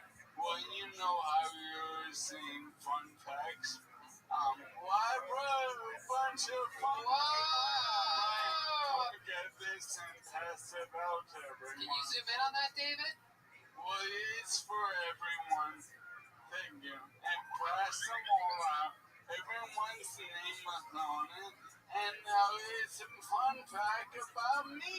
Oh my So goodness. when we sing the fun fact, we'll go fun fact, fun fact, Okay. So how do you want to do this? In order? Number one? They're numbered. Okay. I'll go first. I'm number one. But listen first. Okay. Fun fact,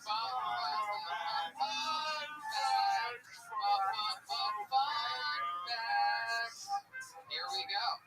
I'm going to read my fun fact out of my envelope. It says fun facts on it. I don't know if you can get that. And here we go. Did you know Michael has upwards of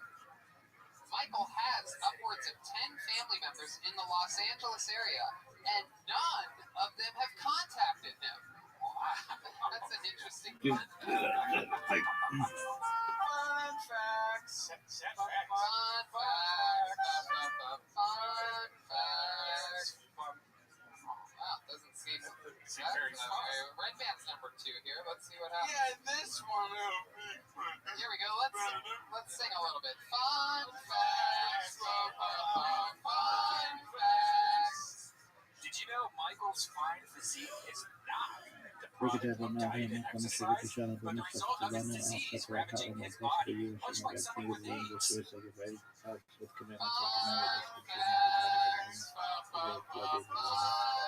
Wow, who's number 3? Oh, all right.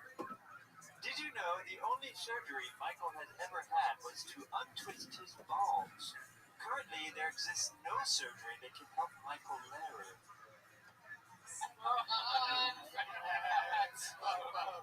Fun facts. Wow, this is my favorite segment of all time in the show's history. Who's number 4? I'm so excited. Did you know Michael's pee-pee leaked pee-pee? All pee-pee leak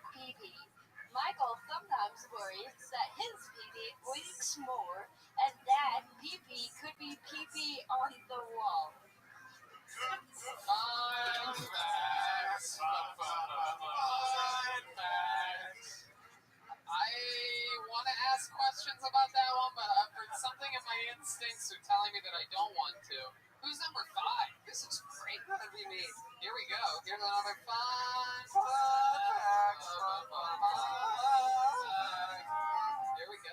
Did you know Chris was never a Marine? Hashtag stolen valor.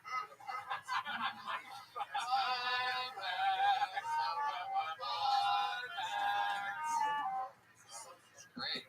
I love this.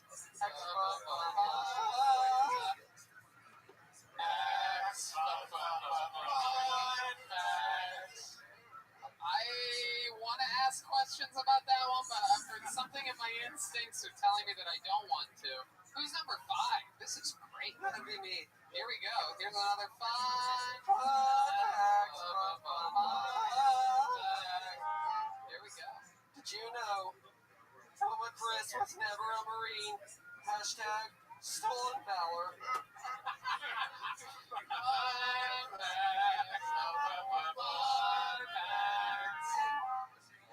Great. I love the sax. It's a little bit longer than the song. Here we go. Did you know Joel gives Michael free drum lessons in exchange for horchata enemas? Fun facts. Fun fact.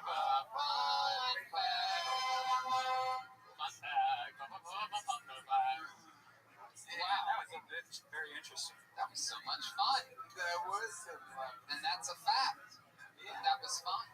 And all that is true. I mean, I had testicular torsion. I fell on a fence in 3rd grade, and my balls got twisted, and they had twisted. That happened to a couple. Of my friends in high school. I've always been deathly afraid of that. You have to explain it to me. I don't. Well, I mean, your balls are, they're inside of a sack and they're connected to things, and they're pretty safe. Obviously, they're pretty durable. However, if you sleep, sort of cross-legged or whatever, and you roll the wrong way in the right exact motion, you could conceivably tangle them up. I've always tried to push one ball to the other side, and it never worked. So I'm glad I always found myself. I think a kid in my high school would do it as like a party trick, like twist them around. Wait, what? I've heard of. I had a friend who got kicked in the balls, no. Yeah, he got kicked in the balls, and they went up, and they got stuck, and they didn't know what to do, so they picked them up and throw them down on the floor because they thought that's what would get them back out. Jesus Christ! My God! On his ass, These guys have clearly never seen us teach people how to get ketchup out of a bottle. Turn them upside down. I have a friend who can fit a ball in his butthole. Good video. Yeah. What's his name? Jeremiah. Wait, what? Serious? Wait, have you done that before?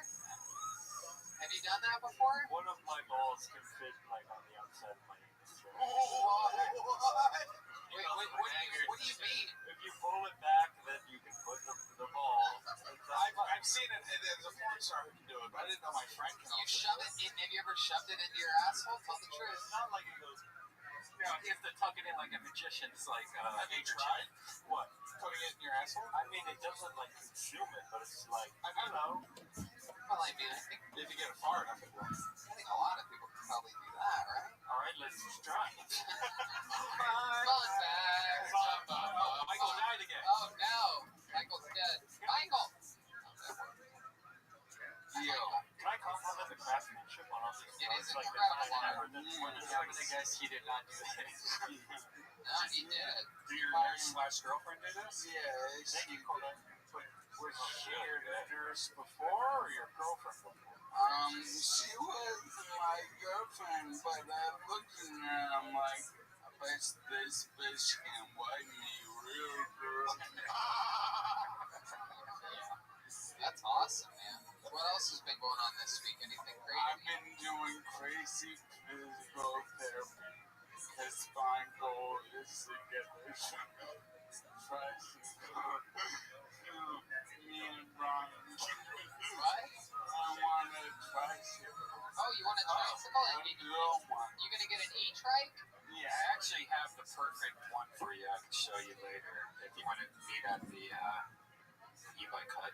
Yeah, oh yeah, oh you know what It sounds cool.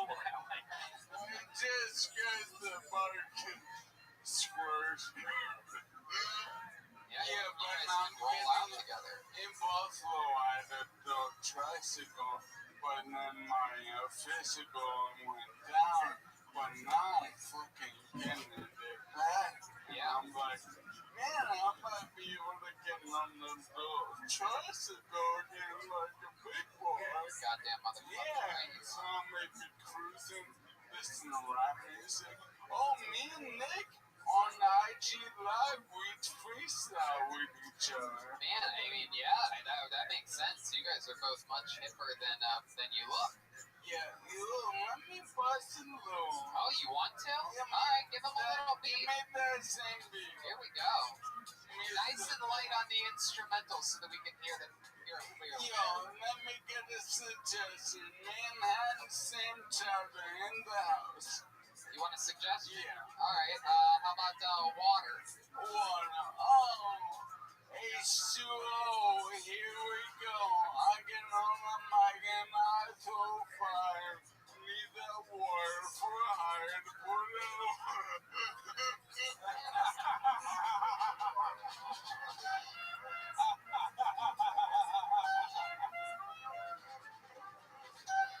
Okay, guys. There you go. Thank you, guys. Wow, that was just unbelievable. I mean, very, very impressive freestyle about water. Right, Dan?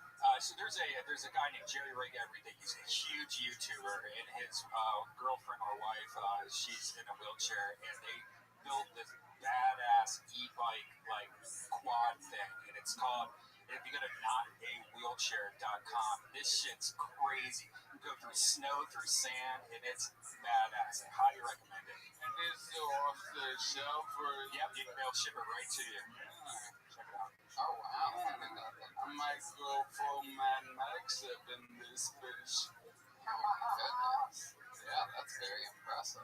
That is indeed a decked out wheelchair. It's like a snowmobile. Holy shit. My goodness. Oh, that's impressive.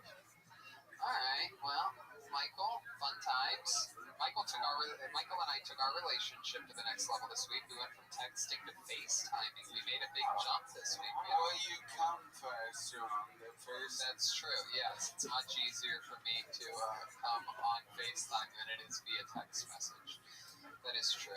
Recommended a great movie to me. I knocked that out real quick. It was Moneyball. I never saw Moneyball, and we were talking about something, and he used an analogy from Moneyball, and I watched it, and I was very amazed. I avoided it because I'm not a big Jonah Hill guy, but this was my favorite Jonah Hill performance that I've ever seen, other than, of course, Django Unchained, which doesn't count. Well, I guess he'll never be a guest on this show. Yeah, I guess he won't be, since he gets, $25 million a film at least. Oh, Yeah, sort of on a different trajectory than how most much of the does kids. he get? I don't know. Hey, this is the Roast Battle Season 2 winner from Comedy Central right here. This is a big deal. Jonah Hill's getting $20 million. I got $25,000 once. Yeah, he got $25,000 one time 4 years ago. Nice. You still have some of that left, right? Oh, yeah. Absolutely. Fun times, people. Support our sponsors. Enjoy yourselves. There goes the great Michael Lair. MichaelLairComedy.com. He's got a ton of merch, a ton of great stuff. Here comes the drawing from Ryan J. Ebelt. You know what, David? Are you here, David Deary? Jump on that camera. And all right, I guess that's good, actually. Yeah, that looks great. A very impressive drawing this week. I have a bow and arrow. Frank Castillo has a shield. Douglas has a shield and a sword. David Lucas, William Montgomery, Air One, fucking the great Kevin, the Galactic Space King, Malachi, the Assassin. Very impressive drawing from Ryan J. Ebelt. That's available at RyanJebelt.com. MichaelLairComedy.com for his amazing content and merch. I have a bunch of new merch up on my website. A ton of stuff. You can get a bunch of fun stuff going on over there. And my Patreon's fun too. The history of roasting and how to do it, featuring all the writers from the Comedy Central roast staff that I've worked with over the last decade. A bunch of other fun things. Frank, what do you got going on? I got a great podcast called Buddies. Me and my homie JP, we cover all the weed news and culture and give you the best places to go buy your weed. And you were also on an episode of my roast show on Patreon where we broke down how to win a roast battle, the adjustments that you had to make on the fly, and how you won that tournament, and the hilarious voicemail that your mother left you when you told her that you had to battle a guy in a wheelchair. Yeah. She thought that God would never forgive you for that. No. Thank you so much, Frank, for joining us. Believe it or not, the Douglas this entire time was actually the great Jeremiah Watkins. He's on Venmo at Jeremiah Watkins. He even prints it up for you, even though you can't see it from that camera angle at all. At Jeremiah-Watkins, But did you see that? he wants you to know that that's how sad he is, that he has a piece of paper he's holding up. Jeremiah, tell us about the content that you created this week. What's out this Absolutely. week? Thank you for that inquisitive question. Yeah. It is Jeremiah Wonders has all of some awesome episodes of Dr. Phil if you want to catch up on original characters, as well as Joe List and the Kill Tony Band if you haven't seen that in the last couple of weeks. We're doing some really cool, fun stuff. Thank you. Hell yeah, the great Jet Ski Johnson was here, everybody. Moneyball, Jet Ski Johnson. Check out Comedy Store Podcast. I did a podcast with Mitch Burrow, who was on the show quite a few times recently, through the Looking Glass. That's great. And you have some fun stuff on the way, too. And by the way, she has a Venmo. It's at Jet Ski Johnson. It's even on paper here, for those of you that don't believe me. All one word. Jet Ski Johnson. And then I heard right after the last time she put it up that she was getting Venmos while the show was still going on. Yeah, very, very awesome. That's very incredible. We're proud of you. Well deserved. The great Chroma Chris was here all night, everybody. That was Malachi, the silent assassin. Thanks. I don't want to be reaching or anything. I don't want to promote my Venmo like Chroma Chris. That's good. He is at Chroma Chris, all one word. What do you think about tonight's episode, Chris? It was a magical journey, Tony. Now we must battle through the depths of the internet to battle the trolls of the dark world. Joel Jimenez was on drums all night long with TV dinner trays on his shoulder and crotch area. He held strong back there. Joel, what do you got? Mostly Sorry tomorrow at 5 on YouTube. I'm trying to build a little music studio, so if anybody wants to send me a MacBook Pro or money to my Venmo, it's Joel-Jimenez. There you go. You can't win if you don't play, you know what I'm saying? Yeah, send me a MacBook Pro also. Yeah. It has happened. I have a bunch of new merch, a bunch of reprints. I'm wearing one right now from an old shirt. Got a new podcast. We just did our 100th episode of Virtual Red Band. So check that out on DeathSquad.tv. Absolutely doodly. We'll be back next week with another show. Good night, everybody.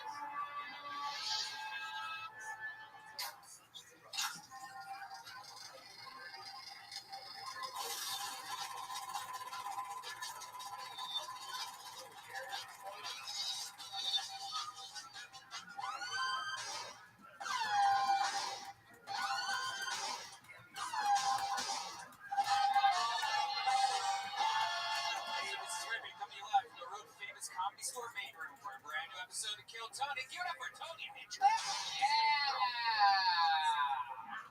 Feels good in here. Still feels like there's, 500 people here every Monday. Especially how they cleared out all the chairs. It feels better and better every single time that we are here at the Comedy Store. You know what? I like the show more without an audience. Who needs tons of validation and happy, smiling faces? The real joy in this is entertaining ourselves. And you know what? I think I'm going to shock the world here, but I think we will never go back to having an audience again. I think you might be right. I just like 7 people interrupting each other with microphones all at the same time. I like it like this. How about you guys? There you go. Feels like an AA meeting in here right now. Super exciting. Welcome to another episode of Kill Tony. How are you, Red Band? We're getting through it. We're doing it. We have our own fun little things that we're doing, getting through life during these wild times, and excited to be here. The great Ryan J. Evelt is joining us. Yeah, look at that stud muffin right there. He draws every single episode, and he's drawing this one tonight. He draws all the tour posters. There's a new Kill Tony design shirt that he's slinging his own art design. Really cool stuff all happening at RyanJEvelt.com. And click on the Kill Tony banner and see all the amazing stuff that he's making. It is absolutely incredible. We support artists here, believe it or not. We make fun of artists a lot, but we don't make fun of Ryan J. Evelt. He is one of the drawing artists, and that is what I consider off limits. However, comedians and musicians will get tortured. Actors, especially actors. The only way I could make fun of Ryan J. Evelt is if I drew a drawing to insult him. His beard's out of control right now. Look at that beard. That's the biggest I've ever It seen. really is. He looks like the father from Teen Wolf. It is absolutely incredible. It is shocking what's going on over there.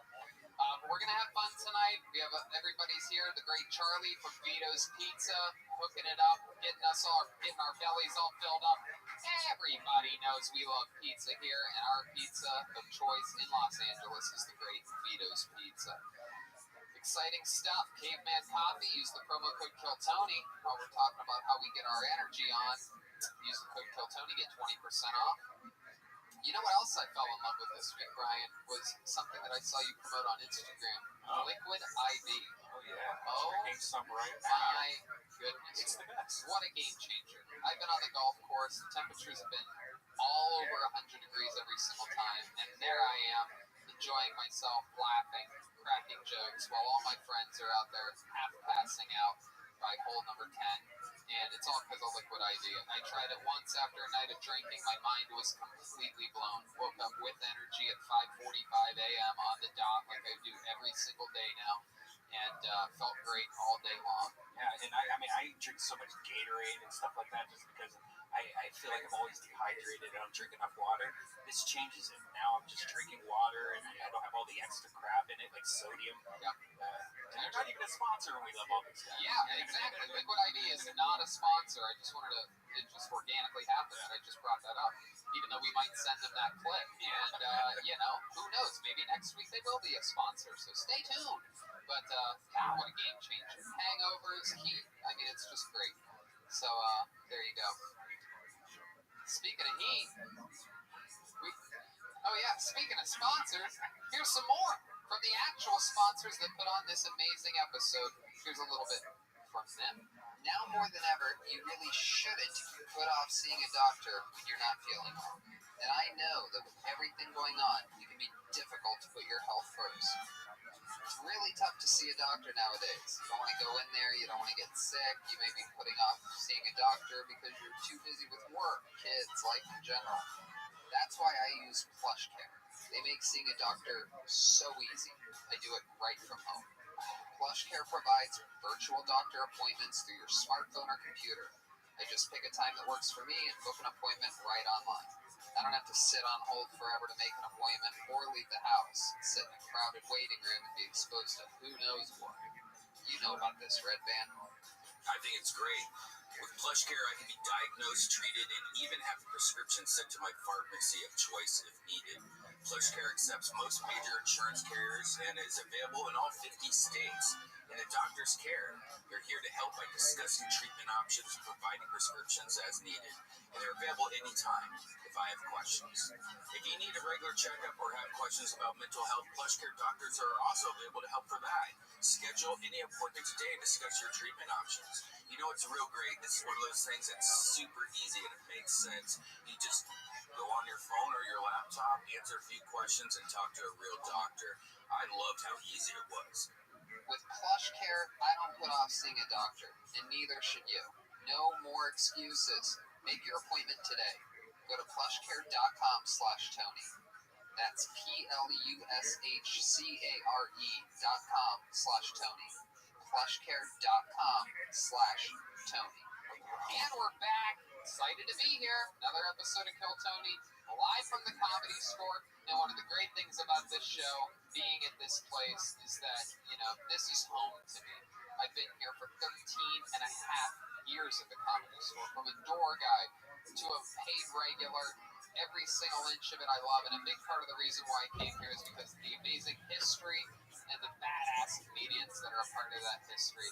And tonight's guest is a massive part of that history and the current reputation of absolute murderers that perform here.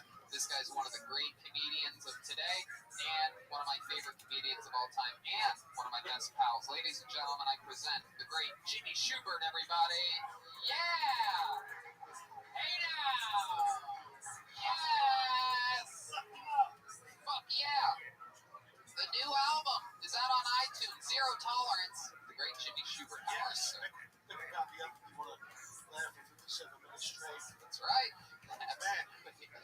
You absolutely. We golfed the other day, and you had me laid out before we even hit hole number one, telling me the story of that guy that went on the audition.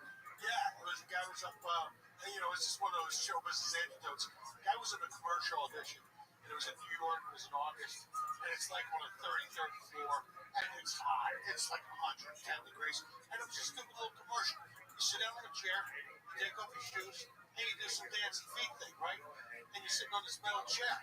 This guy, he just sits down in the chair, bends over, takes off his shoes, and then he just rips a massive fart. It had to be like about a minute and a half against the metal chair, loud, one of those. And the guy's so embarrassed, he gets up and runs out of the room. He's embarrassed, he's mortified. He gets all the way down to the bottom floor. He walks out, he realizes he left his shoes upstairs. So he's got to go all the way back up to get his shoes. And he walks in, and people are hanging out the window with the fan, just trying to get rid of the stink in the room. And the guy goes, oh, he feels like an idiot. About 3 days later, he gets a call from his agent. Hey, you booked that job. He goes, how the fuck did I book that job? And he shows up in the commercials and he goes, how? Why did you book me? It was the worst. One of the worst one. He goes, first of all, it was priceless. We didn't watch anybody else's audition. We just kept watching yours and laughing our balls off and rewinding it and watching it again. And again, we must watch it 300 times. We said, fucking give the guy the job. So he got the job. So, people beat themselves up on auditions, There's always a little. This is how Jimmy starts beating you in golf. He makes you laugh so hard before it even starts in 100-degree weather. Get out there. It's 107. There's no golf carts. We're walking. How's there no golf cart? They forgot to charge it. It was like they forget to charge it. It doesn't take much for the golf course except charge carts. And water the grass once in a while. And so we're out there, and we'll make the turn. And Tony slips me a Mickey and stuff you were talking about. Liquid IV. I gave him He gave me some liquid IV, bro. It's a game changer. I started striping it down the middle just because I didn't want to. I was so exhausted. I wanted to just walk directly to my wall, and it was unbelievable. But yeah, we got it in. It was a hell of a workout. But, we had a good time. A lot of laughs, a lot of fun out here making the best of it. And I'm excited you're back here on Kill Tony. We've had fun. You've been on the show a few times. Yeah, man. Glad to have you back. And you might remember there's a band on this show. Nice. Every single episode they commit to being different characters. We never know what they're going to be. They've been backstage getting ready.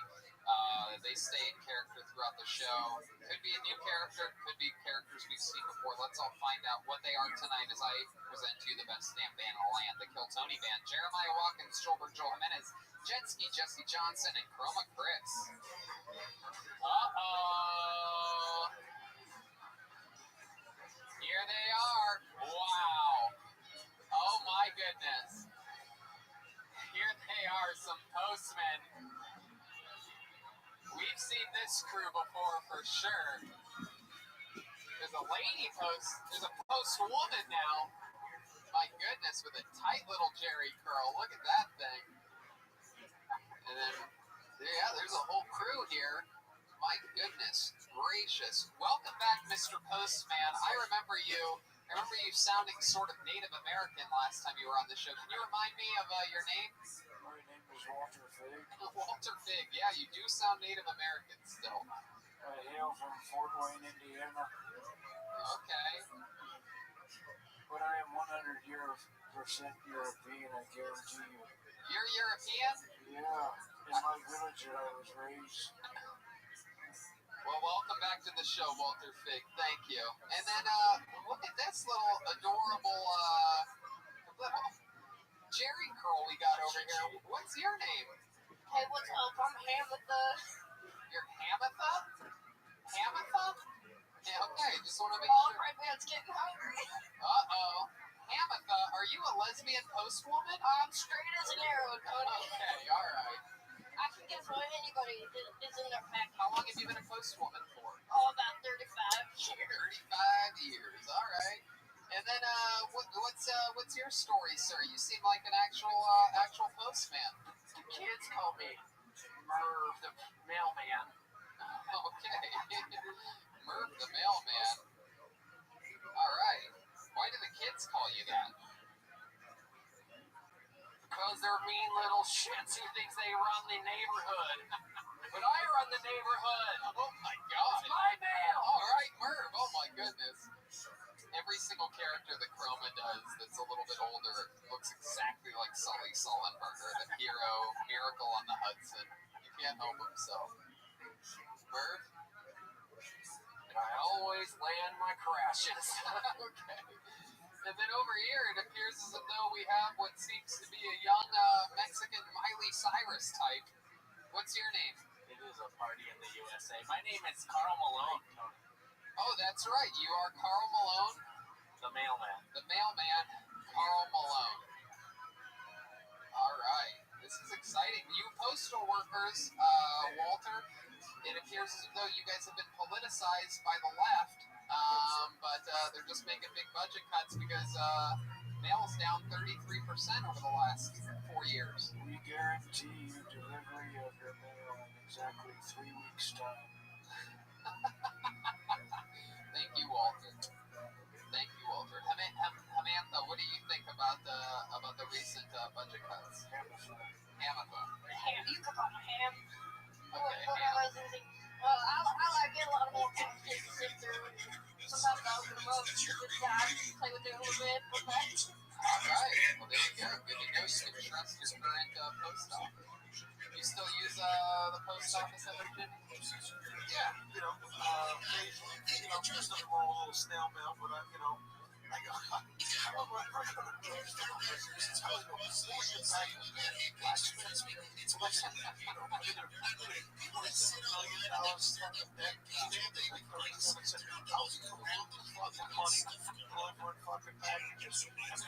Amazon Prime, they deliver Amazon Prime packages for free. What's your fucking charge? How dare you bring up that somebody? I'm sorry. Amazon is a postman's N-word. Oh, sorry. I didn't know. So we got the mailman, we got the great Jimmy Schubert, we got Red Band and the soundboard, and I have a bucket. It's a bucket of destiny. We had people that were chosen and signed up and chosen before the show. And let's get the party started. But before we go to the bucket, there's only one way to get a real cult-heavy party started. And it's with they like to call the party starter. This guy, loved by many, including myself, one of my favorite top young rising comedians in the world. Some people call him the Big Red Sheep. Some people call him the Holy Moly. Some people call him the Nuclear Belly Button. Ladies and gentlemen, I present to you the great William Montgomery. Here we go. Here he is, live in the flesh. 60 seconds uninterrupted from William Montgomery. I like my women like I like my coffee wrapped in styrofoam. What's the difference between a Lakers fan and a Clippers fan? Trick question. They're both going to die in an earthquake that will strike on August 27th, 2020.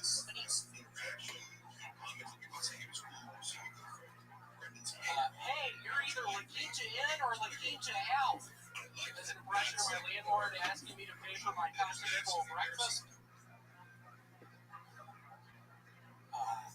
I'm at the point where I just hope my son turns out either gay or straight.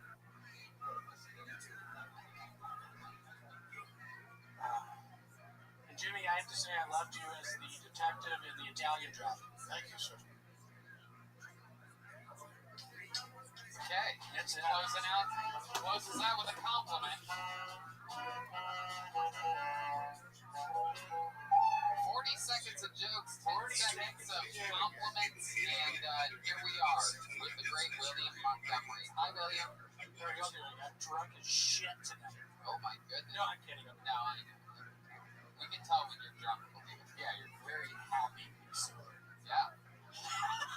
It's true. It really is. You're happy and effective. Your timing, your pacing, the jokes, even though the coffee styrofoam thing, very risky to open with that. But you know what? It established your oddballness right from the get.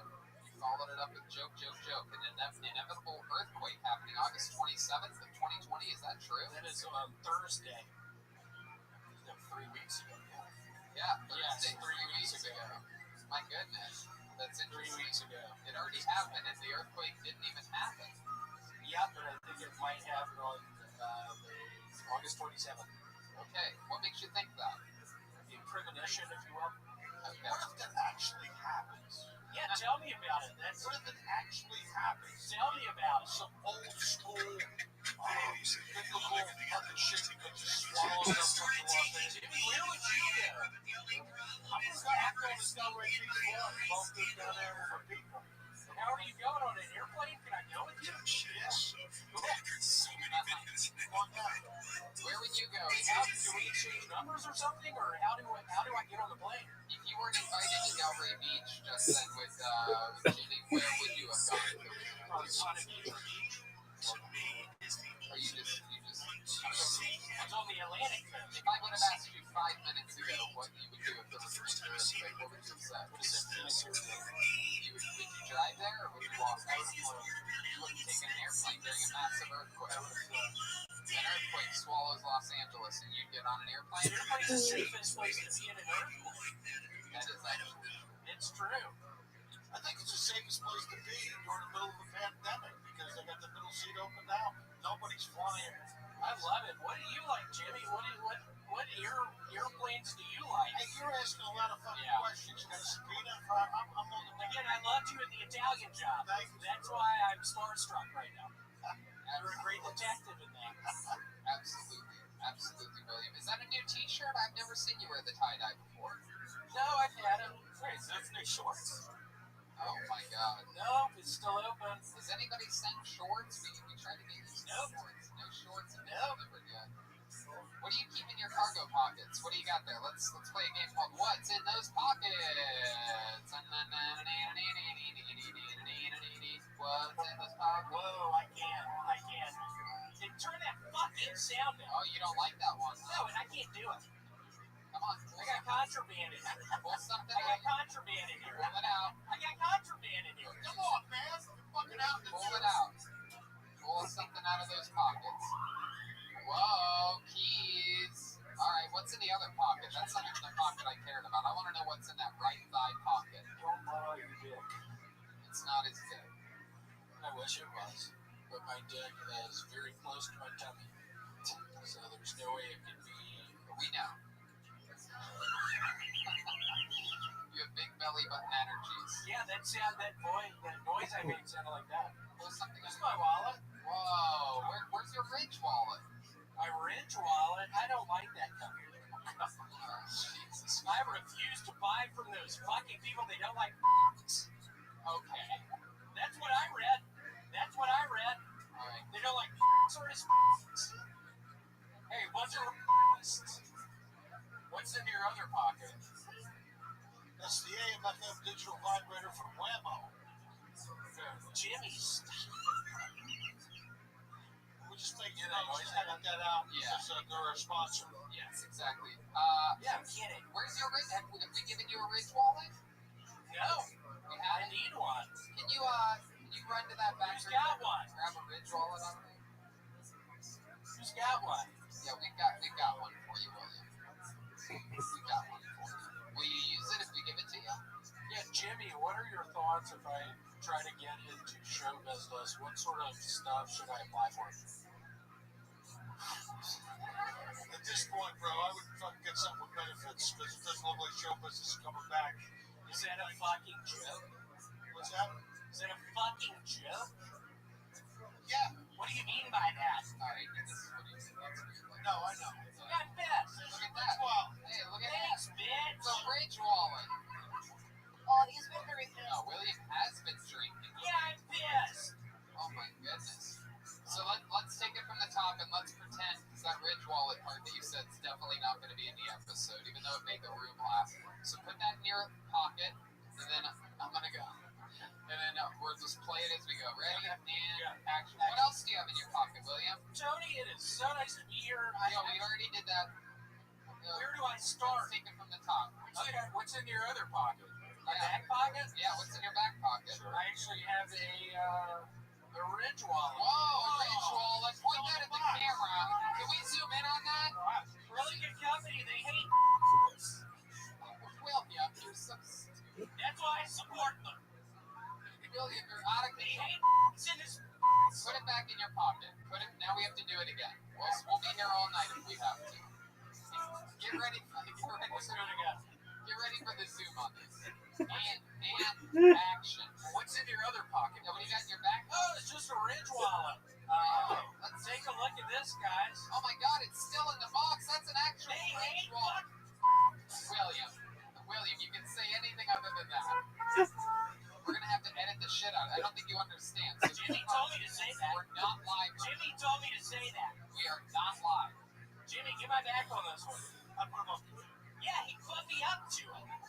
All right, let's do it one more time. Can you send me a copy of this deleted scene? All right. I think that's going to be their new national campaign, the Ridge Wallet. Yeah, they hate. Actually, we might leave this in. Actually, now that I think about it. What's in your other pocket? Oh, I got a new wallet. I think it's from a company called Ridge Wallet. Okay, let's take it from the top. Hold on a second. Don't say you got a new wallet. It's funnier if your wallet had a is still wallet. in the box. Okay. You don't need to say you got a new wallet. Okay. It's funnier if you don't. If your wallet's still wrapped But in it's in plastic. a box. You don't need to say it's Yep. new. Like you always just carry a box of a wallet. I get it. Okay. Okay. What's in your other pocket? Man, I actually have a wallet I've had for like 5 years now. It's called a Ridge wallet. Wow, Ridge wallet, and it's still in the They box. hate. That's fine. We can keep that. It's beautiful. Well, you know that defeats the purpose of the Ridge wallet, keeping it in the box like that. Oh my goodness. Oh, he hurt his belly. On the mic drop, he hurt his own stomach. William. What happened there? Not a lot of people know this, but if William shaves his beard, he becomes young Louis Anderson. Yeah. Oh. Real quick. That's why he keeps the beard. A lot of people call him young Louis Anderson. You could say that. I could say a lot of things. You could say a bunch right now. Alright, anything else happened in your personal life this week? I cooked out some salmon last night on my Weber grill. You cooked salmon on the Weber? Really good. Really? I would not trust you cooking fish on a grill if my life depended on it. It's delicious. I know that. I could be starving. I could have not eaten for days, and if you're like, hey, Tony, you're lying. I'm a good griller. You know what he cooked the other day? A frozen pizza on the grill. oh god, It's delicious. I could have walked from Phoenix, Arizona to here starving, and if you're like, hey, I'm putting salmon on the grill, you want some? I'd be like, I just ate. Jimmy likes it, dude. Wouldn't you eat a frozen pizza I made? Yeah, you know, in the old days when these guys used to drive to these gigs, they used to put the frozen people on the air filter. The frozen people? The frozen pizza. What do you mean frozen people, Jimmy? Don't make me come over there. Okay. No, man. We'll put the frozen pizza on the air filter. And close the lid and drive The air filter? by the time we get to the gig, the pizza was cooked. I don't get it. It's great. You just ignored him. He's the only one like this. So, firecracker here out of the number one spot, William. You have a real spunky attitude. I've reached my boiling point. Your boiling point? Yep. You have a temperature? What did he temp in at today? Let's look at it. We're gonna Which is check. 104. We check everybody's temperature. 97.3 Soft Rock FM. Yeah, my radio. favorite radio station. That's what I was about to say. My temperature was 54. So. Fig. Walter Fig. Walter Fig. What do you think about his name being Walter Fig? I love him. go. Well, William, we love you. Nice to see you. You're one of the true greats. Nice to see you, Jimmy. After the show, let's exchange numbers and hang out there. Sounds good, William. Cool. How did that have a good time? Perfect. Is that a joke? You're smiling? There he goes, William Montgomery, Come on, everybody. William Montgomery. Here we go. And it has begun. Mr. Postman. Man, he's a postman. He's a motherfucking postman. Alright. The mic's getting switched out, cleansed. What an exciting time we live in. The new normal. Yeah. Pulled a name out of the butt being your first meeting getting uptight. This guy got up, made his debut a few weeks ago, ended up having a dance competition at one point during his set. Ladies and gentlemen, it's the return of Jason Rodello, everyone. Here we go.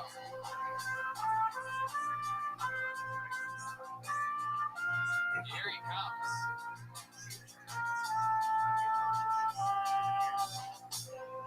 Here he is, Jason Rodello.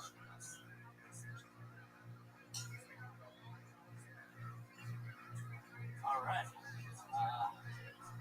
I said yes. I'll stay in bed, that is my style. And Donald Trump is running wild. All you pedophiles, get the fuck out of my face. This is the quarantine. This is the quarantine.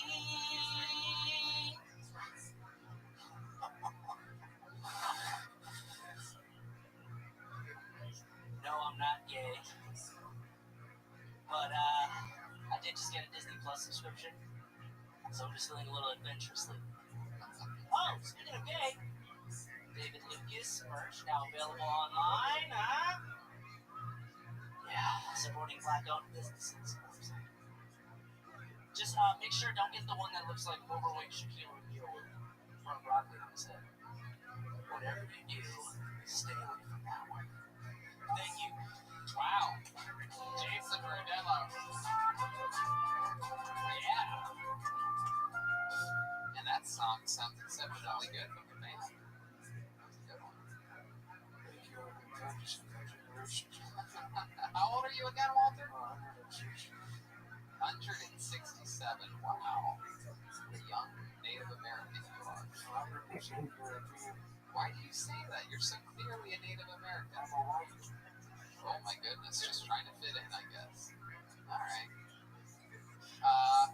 Welcome Jason Rodello. Good, entertaining minute. Didn't know which direction things were going there. Neither did I. Then it went good.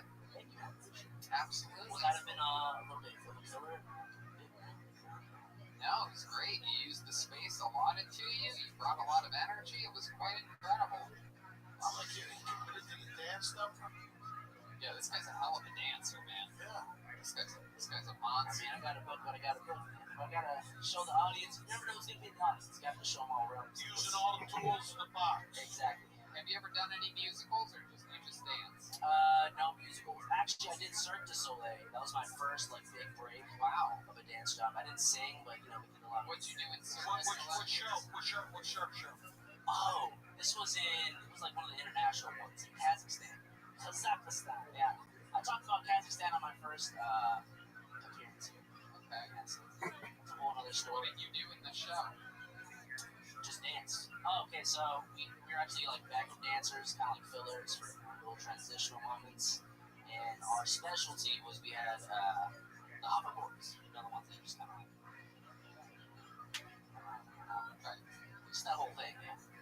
That's cool. I saw a kid going down the street on one of those. He's standing on the board, then he's fucking taking down the street. And I look at him, what is the left, right, the walking, fucking too much for you to move your own body weight around the planet? Or even a Crazy, skateboard. shitless Even a fuck. skateboard. It's like one of the four wheels. Yeah, no, it's not a skate. I skateboard, I get, but a hoverboard, you stand on it.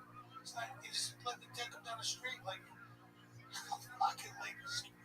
Could you fucking be? What do you think about these hoverboards, Walter? I saw a child floating on the legs, and I thought it was neat. Have you ever seen an ancient demon before? Yes, only in caves. What year was that? 18. Oh my goodness, you have a lot of life experience. So been doing since the last time we saw you? Was that, how long have you been on stand-up? This is my second time. Right, this is the second time you've ever done stand-up. Your debut was on Kill Tony. Yeah. This is your second time. Literally, I'm just debuting. You've accumulated 2 minutes. You have a girlfriend, right? Yes. How's life going? Very top girlfriend. Oh, Red band. Yes, man. I just want the red band silk. That's it. As long as that's good. Everybody knows Red Band's got the best taste out of anybody. But, yeah, so me and my What? You said taste. I said taste buds. Well, your initial gut instinct of not repeating it was correct. Carl Malone. Look how pouty David Lucas looks on that shirt. It really is. It looks like that's what he looks like after he has to work out. looking forward to a couple, shirt roasts. But you already roast David kind of every week, so just It's true. I can't do it this week though because he actually called in sick with a headache, which it looks like he also has a headache in that picture. I just want to give Florida himself Yeah, it really does. A lot of people don't know this, but if you turn David's head upside down in that, it turns into a drawing from Bob Ross. Bottom of a tree. The bark of a tree. So it's a Bob Ross painting. Yeah. the extra explanation.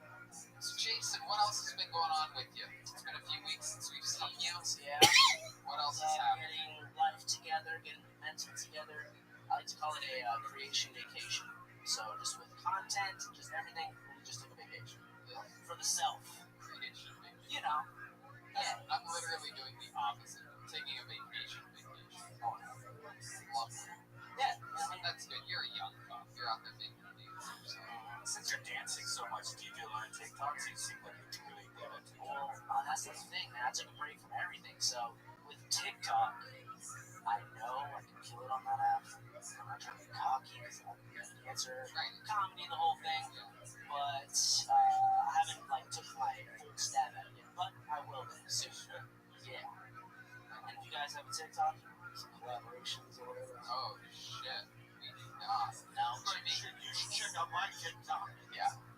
Fuck that. I'm a fucking grown man. I'm on TikTok. Your TikTok. You know who goes and watches TikToks? Fucking pedophiles. That's who watches fucking TikToks. Bunch of 14-year-old girls fucking dancing around. it's pedophiles. Fucking one out to a fucking tissue of love. Watching these fucking I was so anti-TikTok, and I was like, this is how much I hate TikTok. I'm just going to put a TikTok out there. Like, just me opening a box. It got 3.1 million views. Oh my god. Oh my god. Wait, really? Yeah. I mean, it really is. It's ridiculous. It just goes to show how many Chinese people there are. That's what it well, is. that's what they say. China's spying on everybody using TikTok, and if that's the app you're using to spy on people, they must think we're a bunch of fucking morons. Dude, someone has TikToks.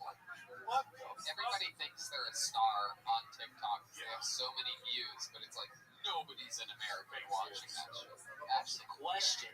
Do you think the TikTok standard is going to change the scene of comedy, or what do you think? The new generation. Absolutely 0% change. 0%. Have you ever seen Vine stars do stand-up comedy? Yeah. Damn it. Yeah. You ever see YouTube stars do stand-up comedy? Yeah. I've seen them try. Where'd you get those slacks, man? They're pretty fucking. These little things? Yeah, man. I like them. From Urban Outfitters. Wow. Outfit's nice. Look at that. I'm completely joking. I was Santiago. They look $10. But they look, if you rock it right. Yeah. They're Urban Outfitters. You got style, dude. What else has been going on in life? You have any nightmares lately? I had a crazy nightmare the other day. This creepy doctor, and all he kept saying, his jaw was wired shut, but he was vomiting through his teeth. And he just kept saying, "I'm Dr. Koo." He wasn't Asian. It was a cold white man. Sort of looked like Walter Fig. And he kept saying, "I'm Dr. Koo. I'm Dr. Koo." And just spray. And the crazy thing was he followed me in other dreams that night. Like I was dreaming about something else, and he came out and I'm Dr. Koo. I woke up that morning and I googled Dr. Koo, and obviously, of course, a bunch of Asian people started flying on my screen. Google Esther Koo. Go ahead, Carl Malone. I just want, if anybody out there is a dream expert, please tell us what that meant. Yes, tell us what it means if a doctor with a jaw wired shut completely yet vomiting through his teeth means. Yeah, it was so fucking, it was one of those ones where, like, I mean, I literally Googled it when I fucking woke up that morning. I'm like, what the fuck? Doctor. Have you ever used a dream catcher before? No, I haven't, but do you happen to have any since your wife? Dr. Koo will never visit you again if you hang a dream catcher above your nipples. I have a dream catcher. You do? Yeah. What's her name? What? What's her name? Angel. Walter, relax. Straighten up that microphone for a second there. You're really.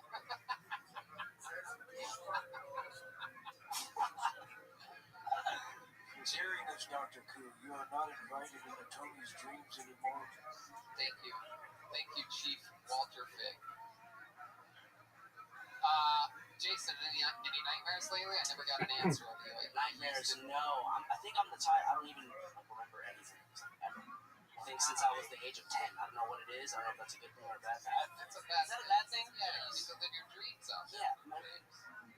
I had daydreams. That's the thing, and that's the catch, is that sometimes, usually, I can control my dreams and like this and that, but like fucking Dr. Koo, it was scarier than like anything I've seen in a movie.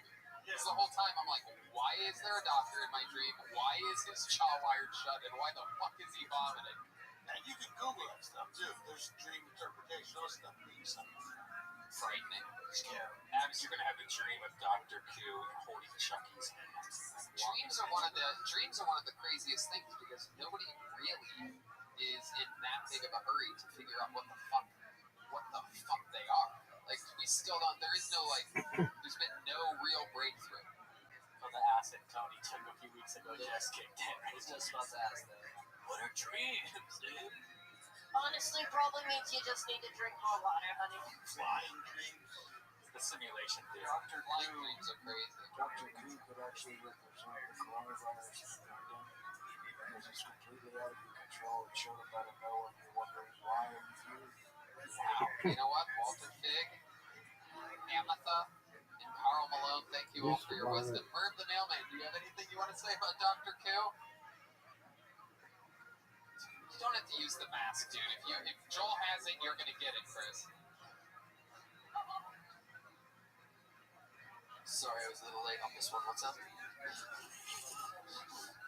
asleep back there. Dozing off over there.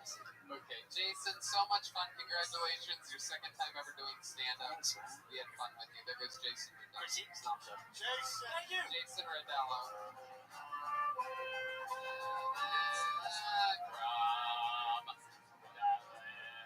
My friend, please step back from the Switching out of the mics. Getting a sterile mic. Sterile Mike. I used to be in prison with a man named Sterile Mike. Do you have dreams like in the same place over and over? Like I have a hotel that I'm constantly like dreaming about. Like it has the same elevator. It's a fucked up hotel. It's like flooded. It's a recurring dream you have. Yeah. I guarantee you that means something. You should Google that. Yeah. So they say like if some people have to dream for their teeth are falling out. Yeah. I have dreams where I'm being chased by like a freaking axe murderer, and I get spaghetti legs. My legs don't fucking work, and I can't run. Yeah. Like I have those kind of dreams. I have one that happens once every few months where I'll have a hair in my mouth and I'll pull the hair out, but it'll be extra long, and I keep pulling it, and it turns out that it's tied to the thing in the back of my throat, and like I'll like yank it, and you like feel that, and it's like I know I start freaking out, and then I wake up. It freaks me the fuck out. I have like Wes Craven used to use his like nightmares for like to inspire him, and like things like that, and the doctor. I'm telling you, Dr. Koo was scarier than anything I've seen in a I thought movie. you were saying you were pulling a hair out, and as you pulled it out, your head started to unwind like a sweater. Yeah, no, it was coming from there, like a doll, like a t-shirt. Okay. And you know, I'll also say this, is that I've been on Chantix before, that medicine that's supposed to get you to quit smoking. And one of the things that they say in their ads, even, they have to say it by law, which tells you a lot about it, is like they cause suicide-inducing dreams. It's not me, bro. When I was on Chantix, I had the most like I was like having oral sex with a supermodel. I was like, and I woke up and I was like, you bastard! I couldn't get back into the dream. Oh, I had the opposite. I had the most frightening dreams ever. I had dreams where I was flying, and you know how you normally wake up when you land? Yeah. I didn't. Instead, the camera zoomed out to be on the ground, and then it rolled me over, and I'm in a coffin, and I'm watching my family watching me in an open casket, and they're and you're like, it's long form. Long. It's not like, whoa, and then you wake up. It felt like it was like 45 minutes of me watching each member of my family, and the camera's like on the open side of the casket, so like you see like me laying there and them just coming up and looking like so. It was all long. The Chantix is the worst thing ever. Yeah. If you're planning on quitting smoking, just try anyway, but do not take Chantix. Yeah, I had dreams of flying dreams, but I could only fly feet first. Like I couldn't fly like Superman. I would fly feet first. I was like, I couldn't steer myself. Yeah, what a nightmare compared to Tony's. Wow, you have superpowers and you can only fly feet first. Yeah, meanwhile, Tony is dying and watching his death repeatedly. And you know, but the crazy part of that whole dream that I said isn't the flying and dying part. It isn't the landing part. The watching your family mourn your death was like that's when like I'm like, oh, I have to absolutely stop taking this, because that whole day after that you feel like you've already lived and died sort of in a weird way, because you're like, oh, that's all that life is. You live, you die, and that's it. And like that's when I started realizing like, oh, this shit's in my system. This is what those warnings that a couple people told me about. One time Jimmy had a nightmare where he was given $1 million check, and they could only give him bundles of thousands. That was a fucking nightmare. And nobody had changed for 1,000. So I couldn't buy it and use it anywhere.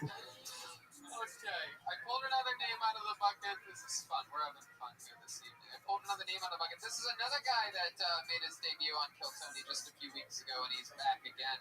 Ladies and gentlemen, it is the return. He's here for his revenge. Had a rough first set on the show. Let's see what happens here tonight as I present to you the return of Moha, everyone. Here we go.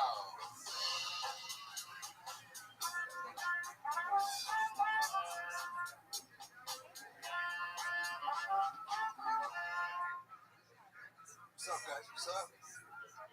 What's up? Everybody hating on deadbeat dads. Everybody's always like, fuck these deadbeat dads. This niggas. But nobody ever thinks about the kids. Maybe the problem is the kids. Have anybody ever said maybe the kids ran out of the dads out of the house? Ever? No. Maybe these little devils made the dad regret that he getting that bitch ever. Don't you hear when you go to the fast food joint, the first thing you see is a bunch of fat people in line? Like, this shit's gonna get it's about to be, this nigga's about to order the whole fucking menu, right? But at the same time, if there's a bunch of fat people in line, you know that shit's gonna be fly. It's gonna be fly. So I'm like, you know what? I'm chilling.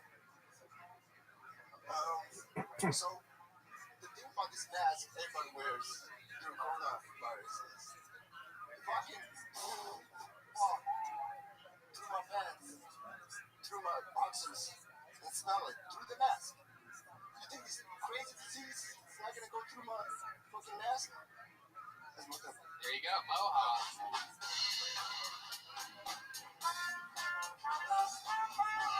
I believe Dr. Anthony Fauci said the same exact thing about masks recently. Oh. No, he didn't. I'm just kidding. No, he didn't say that parts have anything to do with it. Hi, Moha. How are you? Remind people, where are you from originally? I'm Somalian. I was raised in Sweden. Right. There's nothing better. Somalian. And your parents are both Somalian, right? Yes. People think I'm Brazilian, Caribbean, but I'm 100% Somalian. What are your parents' names? And my dad's name is Aiden, and my mom's name is Okun. What? Okun? Okun. Okun? It's Scottish. What's it mean?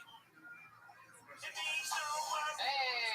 for the rest of your day. Exactly. Right. How did you wind up in Los Angeles? I went to school in Seattle.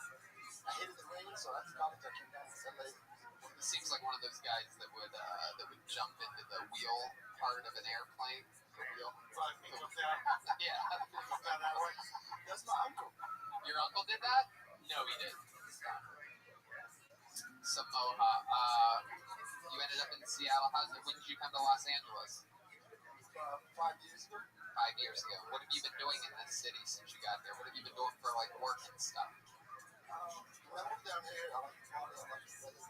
You like to party? What kind of parties are we talking about? Clubs. How do you get into clubs? So what I did is I actually decided to work for the club so I could get in without paying. Guys always pay a lot of money, right, to get in the club. Right. Well, they also pay a lot of money to get in the club, but they don't start working there after they pay. I wanted a burger really bad, so I started working at In-N-Out.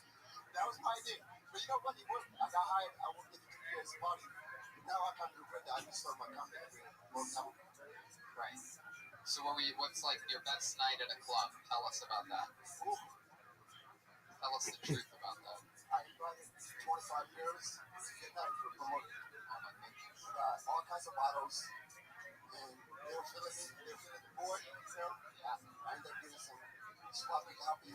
Oh my goodness. Is that true? Yeah, 100%. Wow. And I ended up going home with that other girl. Wow. So that was the best night for sure. Oh my goodness. What bathroom did you get a blowjob in? The men's room or the women's room? Since I worked there, I took her to a bathroom. Oh, see. Sounds like one of Jimmy's nightmares.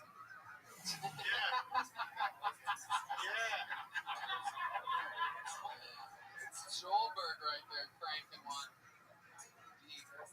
I love it, man. Is that your bathing suit? Are you rocking a bathing suit at the Comedy Store? What'd you do today? This is my bathing suit. Today, all I do is watch basketball. Oh, you play basketball? Do you have a basketball with you? Yeah. You don't have one in your car? Even though, No. if we get a basketball, I would have loved to have. If you would have had a car or a basketball, I would have had you go get it. You would be the first person to show us some basketball tricks in the history of Phil Tony. it looks like an NBA 2K avatar. It's true. It's true. What club was it that you worked at? I worked in a lot of clubs. I worked at Playhouse, Silver Club, Warwick. He looks like a 2K creative player avatar if you set all the settings to 0. Instead of like, Before the muscles and everything. yeah, exactly. Strength Don't make me 0. take off my shirt, Tony. What? Make me take off my shirt. No, let's see. Let's take off your shirt. Now I want to see what you're threatening to hide from us because you look malnutrition from the outside. So, oh wow. All right, yeah. There's nothing there. We have the exact same. We have the exact same body, Moha. I mean, I do the same thing. I pretend like there's a lot there, but you're shaped that's exactly how I am. You know, at least give me 2. Wait, what are those things? You have nipples underneath your nipples? Are those tattoos? I have 4 nipples. Oh, you do have 4 nipples, don't you? Yeah. Dude, how did you see that? Because I have 20/20 vision. Because he took your shirt off. I've never seen 4 of them. I've never seen 4 nipples. I've seen 3 nipples, but I've never seen 4. Yeah. I wish I never took off my shirt. Oh my goodness. Those 3 press-on nipples, those ones on the bottom. That's a hilarious character. He said he forgot. He said he wished he hadn't taken off his shirt. That character's funny. Guy who forgets he has 4 nipples.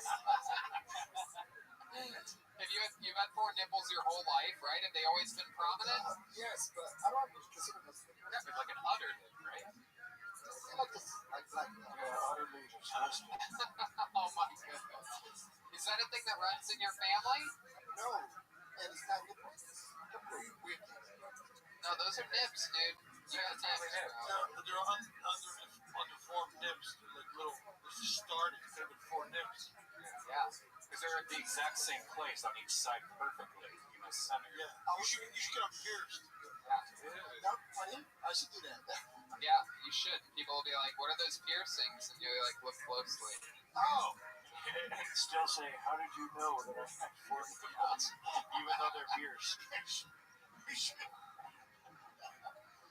That's incredible. Look at you. It's like constantly having a threesome, having 4 nipples on your chest. If you look, Just be one of your. yeah, Yeah, I really fucked that one up. Have you ever had a girl suck on any of the bottom nipples? Unfortunately, yes. Really? What does it feel like? I didn't like it. You did? I'm insecure about them. And this girl was like, can I suck on your bottom? I was like, bitch, no. What the fuck are you talking about? Oh my goodness. Well, you haven't had Hammer to try it. Yeah, go for it. To try Hamat? I mean, twice the nipple, twice the fun. That's right. You're Twice the beautiful, nips. baby. Twice the trips.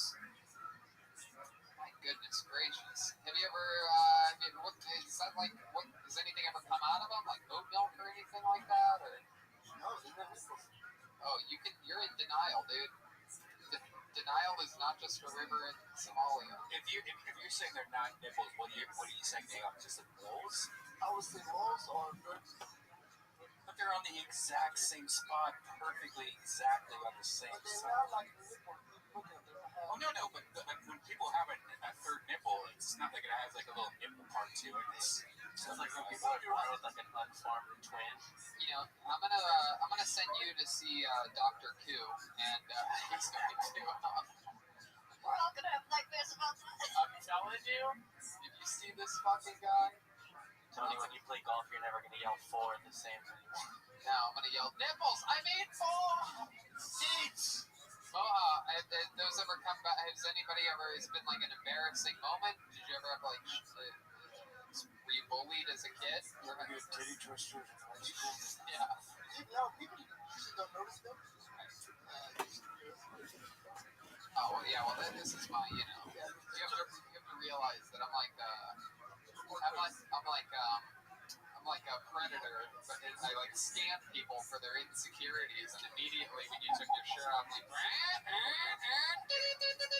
four nipples. Takes you 10 minutes to give this guy a purple nurple. I love it, The color nurple. I wish. I took them off because I thought I was going to go up on the place and make it another 2K. You know you can put your shirt back on. Tony wants you to keep it off. You can put it on. Why do you have your bathing suit on? Just because? This is not my bathing suit. This is my sweat. That's a bathing suit. What? That's a bathing suit. Actually, I dig those shorts, man. I like that, bro. The shorts are great.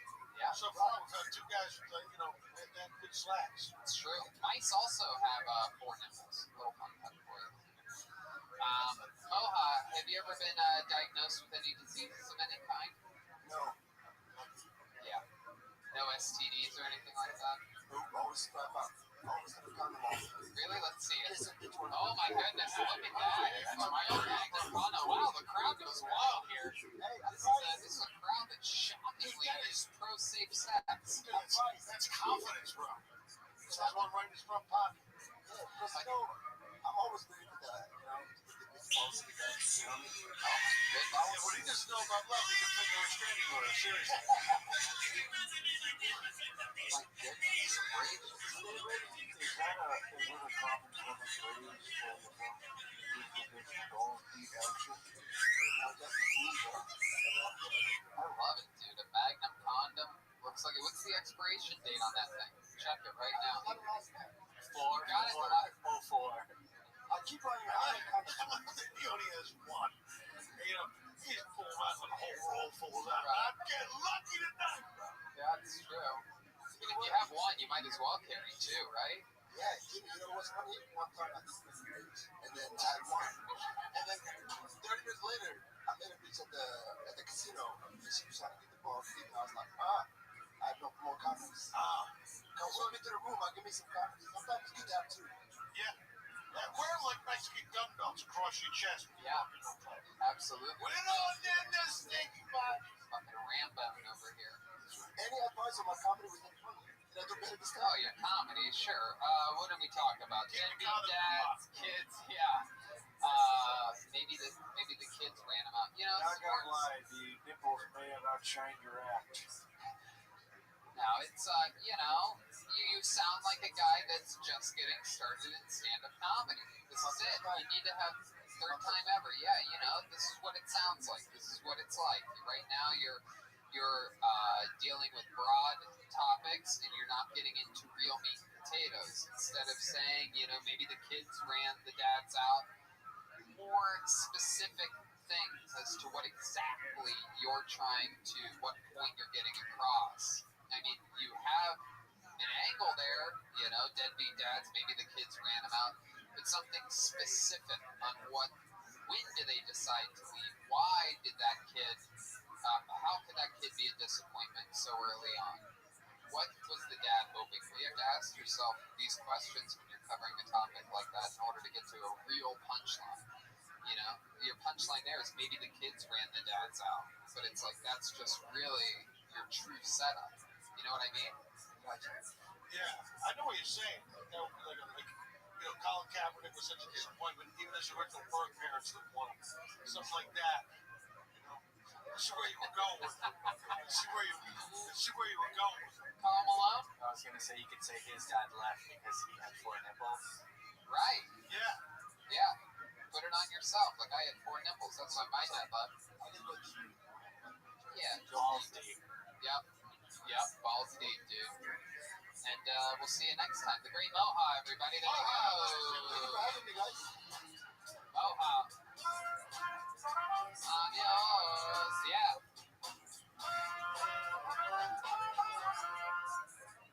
It's always funny when somebody's like, hey, aren't you going to talk about my comedy? And I'm like, well, do you really want me to do that? Well, I mean, dude, it's hard to do when it's like your second or third time. Absolutely. If you keep on doing it 3 years from now, you're going to be like, if you listen to your set 3 years from now, you're going to be like, that is the worst shit you could ever fathom. I mean, I had a good set, my first ever set ever, and then a lot of them after that were absolute dog shit. And that joke, it's funny, I should have said this when he was asking me about that, but like, the joke reminded me of a joke that I had early on that was fucking dog shit. And I was basically talking about, a lot of people talk about how much the traffic sucks around here. You know who I hate are the pedestrians. Like, it was like horrible Seinfeld. I'm like, who are these pedestrians?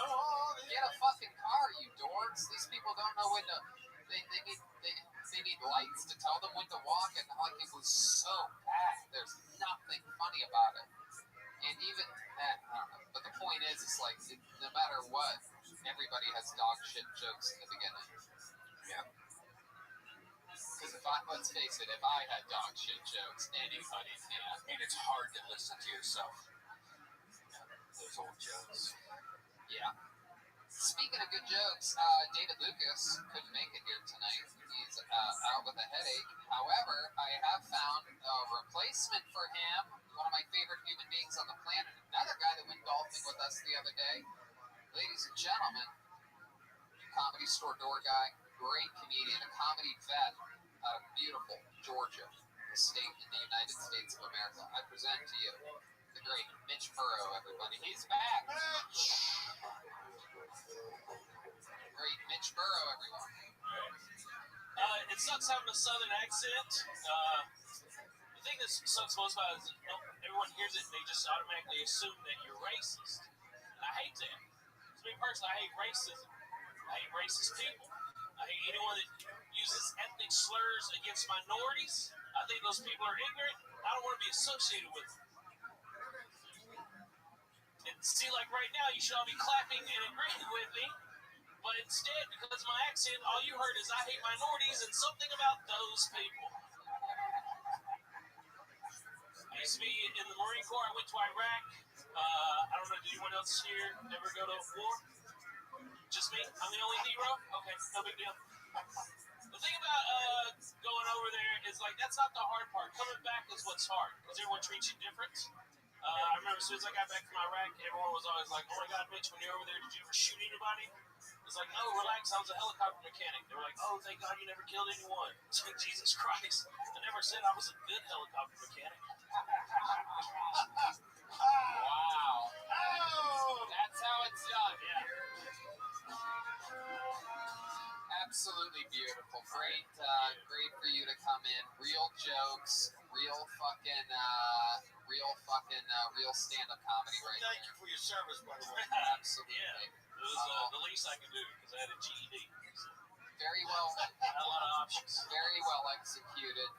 You know, that's exactly how you do it. That's how it's done. Thank you. Yeah, take that, Spencer. Suck my dick. Yeah. Fucking Spencer with his jugs of piss. The thing that gets me about that, he says his excuse was there were lesbians having sex on the couch. I mean, that would be like me going, oh shit, I think I gotta go take a piss real quick. Right. You know, just like, anyway. Lesbians having sex on the couch is also another one of Jimmy's nightmares. My nightmares, bro. Led a very sheltered life. Mitch, what else has been going on in life since the last time we had you on the show? And Mitch, honestly, how long did it take you to recover from that round of golf the other day after we walked 18? Yeah, it didn't bother me at all, man. I'm at my peak physical condition. I actually know for a fact that you're lying about that. You said somebody the next day. I can't remember who or how I found this out, but somebody's like, "Yeah, no, Mitch couldn't make it. He has sore legs." I'm like, "Oh yeah, we played." Oh yeah. So all right, here's the thing. I need to get some of those sleep underwear things that you guys talk about. Sheet underwear. You're goddamn right, you do. It's unbelievable. It wasn't necessarily like exhausting, but like, my thighs were just like arguing with each other the whole trip. Yeah. So that was tough. And then I didn't have Tony giving me fucking performance enhancing drugs on the course. Liquid IV. But Actually, I'll even leak this information. The guy that was playing alongside Mitch in that group was Jet Ski Johnson's boyfriend. And he actually has sheath underwear. wow. Jet Ski's boyfriend, not him. Right. Totally different person. I do want to say something about that. So we were all going together, but so he and I played as a twosome behind the rest of y'all, which was great. But at some point in time, he was ranked 3rd in state when he was in high school. So I was playing with someone who was like a professional golfer almost. Yeah, it was crazy. And then I'm fucking 300 pounds and out of breath by the 3rd hole. It didn't make me feel good. Right. That's Canada. It doesn't count. Actually, it was New Mexico. Never mind. What'd you say, Carmelo? Her boyfriend, Jet Ski's boyfriend, is Canadian, so I was saying to take that shit back over there. Yeah, can you win a state championship in Canada, or is that like a territory He championship? was in New Mexico. From How did you shoot? What was your score? I don't remember. You keep It's one of those days when I do really good, I can tell you immediately, but I probably quit keeping score on like the 10th hole. Yeah, that was brutal, man. You didn't. It was a 109. I remember very clearly. Okay, well, you didn't have to tell me. You can have secrets, man. I love it. Mitch, how long have you been doing stand-up again? You're a comedy vet. You've only been in LA a short while. So 13 years. I've been in LA for 5. Yeah. And I've been at the Comedy Store for, a year and a half, but the last 5 months don't count. Right. I love it. And you come on fast. Everybody's falling in love with you. You're friends with everybody here. Yeah, I'm a 15-year overnight success. Yeah. It's coming on. Hey, that's real fast, man. That's what it's all about, man. The thing I got going on now, Jet Ski and I were doing a podcast together. It streams live on the Comedy Store YouTube. So that's fun. I jumped on it. We had fun the other day on there. Yeah. And, that's it. It's a weird time. You had a video on TikTok trying to do that. There's just no live entertainment anymore. Yeah, you're a TikTok star. You do hillbilly psychic readings, right? Is that what it is? Redneck psychic. Redneck horoscopes. Oh, right. Yeah. And I can you give us an example of like what I really here's the thing, it's all fake. The only reason I ever got into horoscopes is because if I was at a bar and I was talking to a girl, I'd be like, "Hey, what's your sign?" And it didn't matter what her sign was.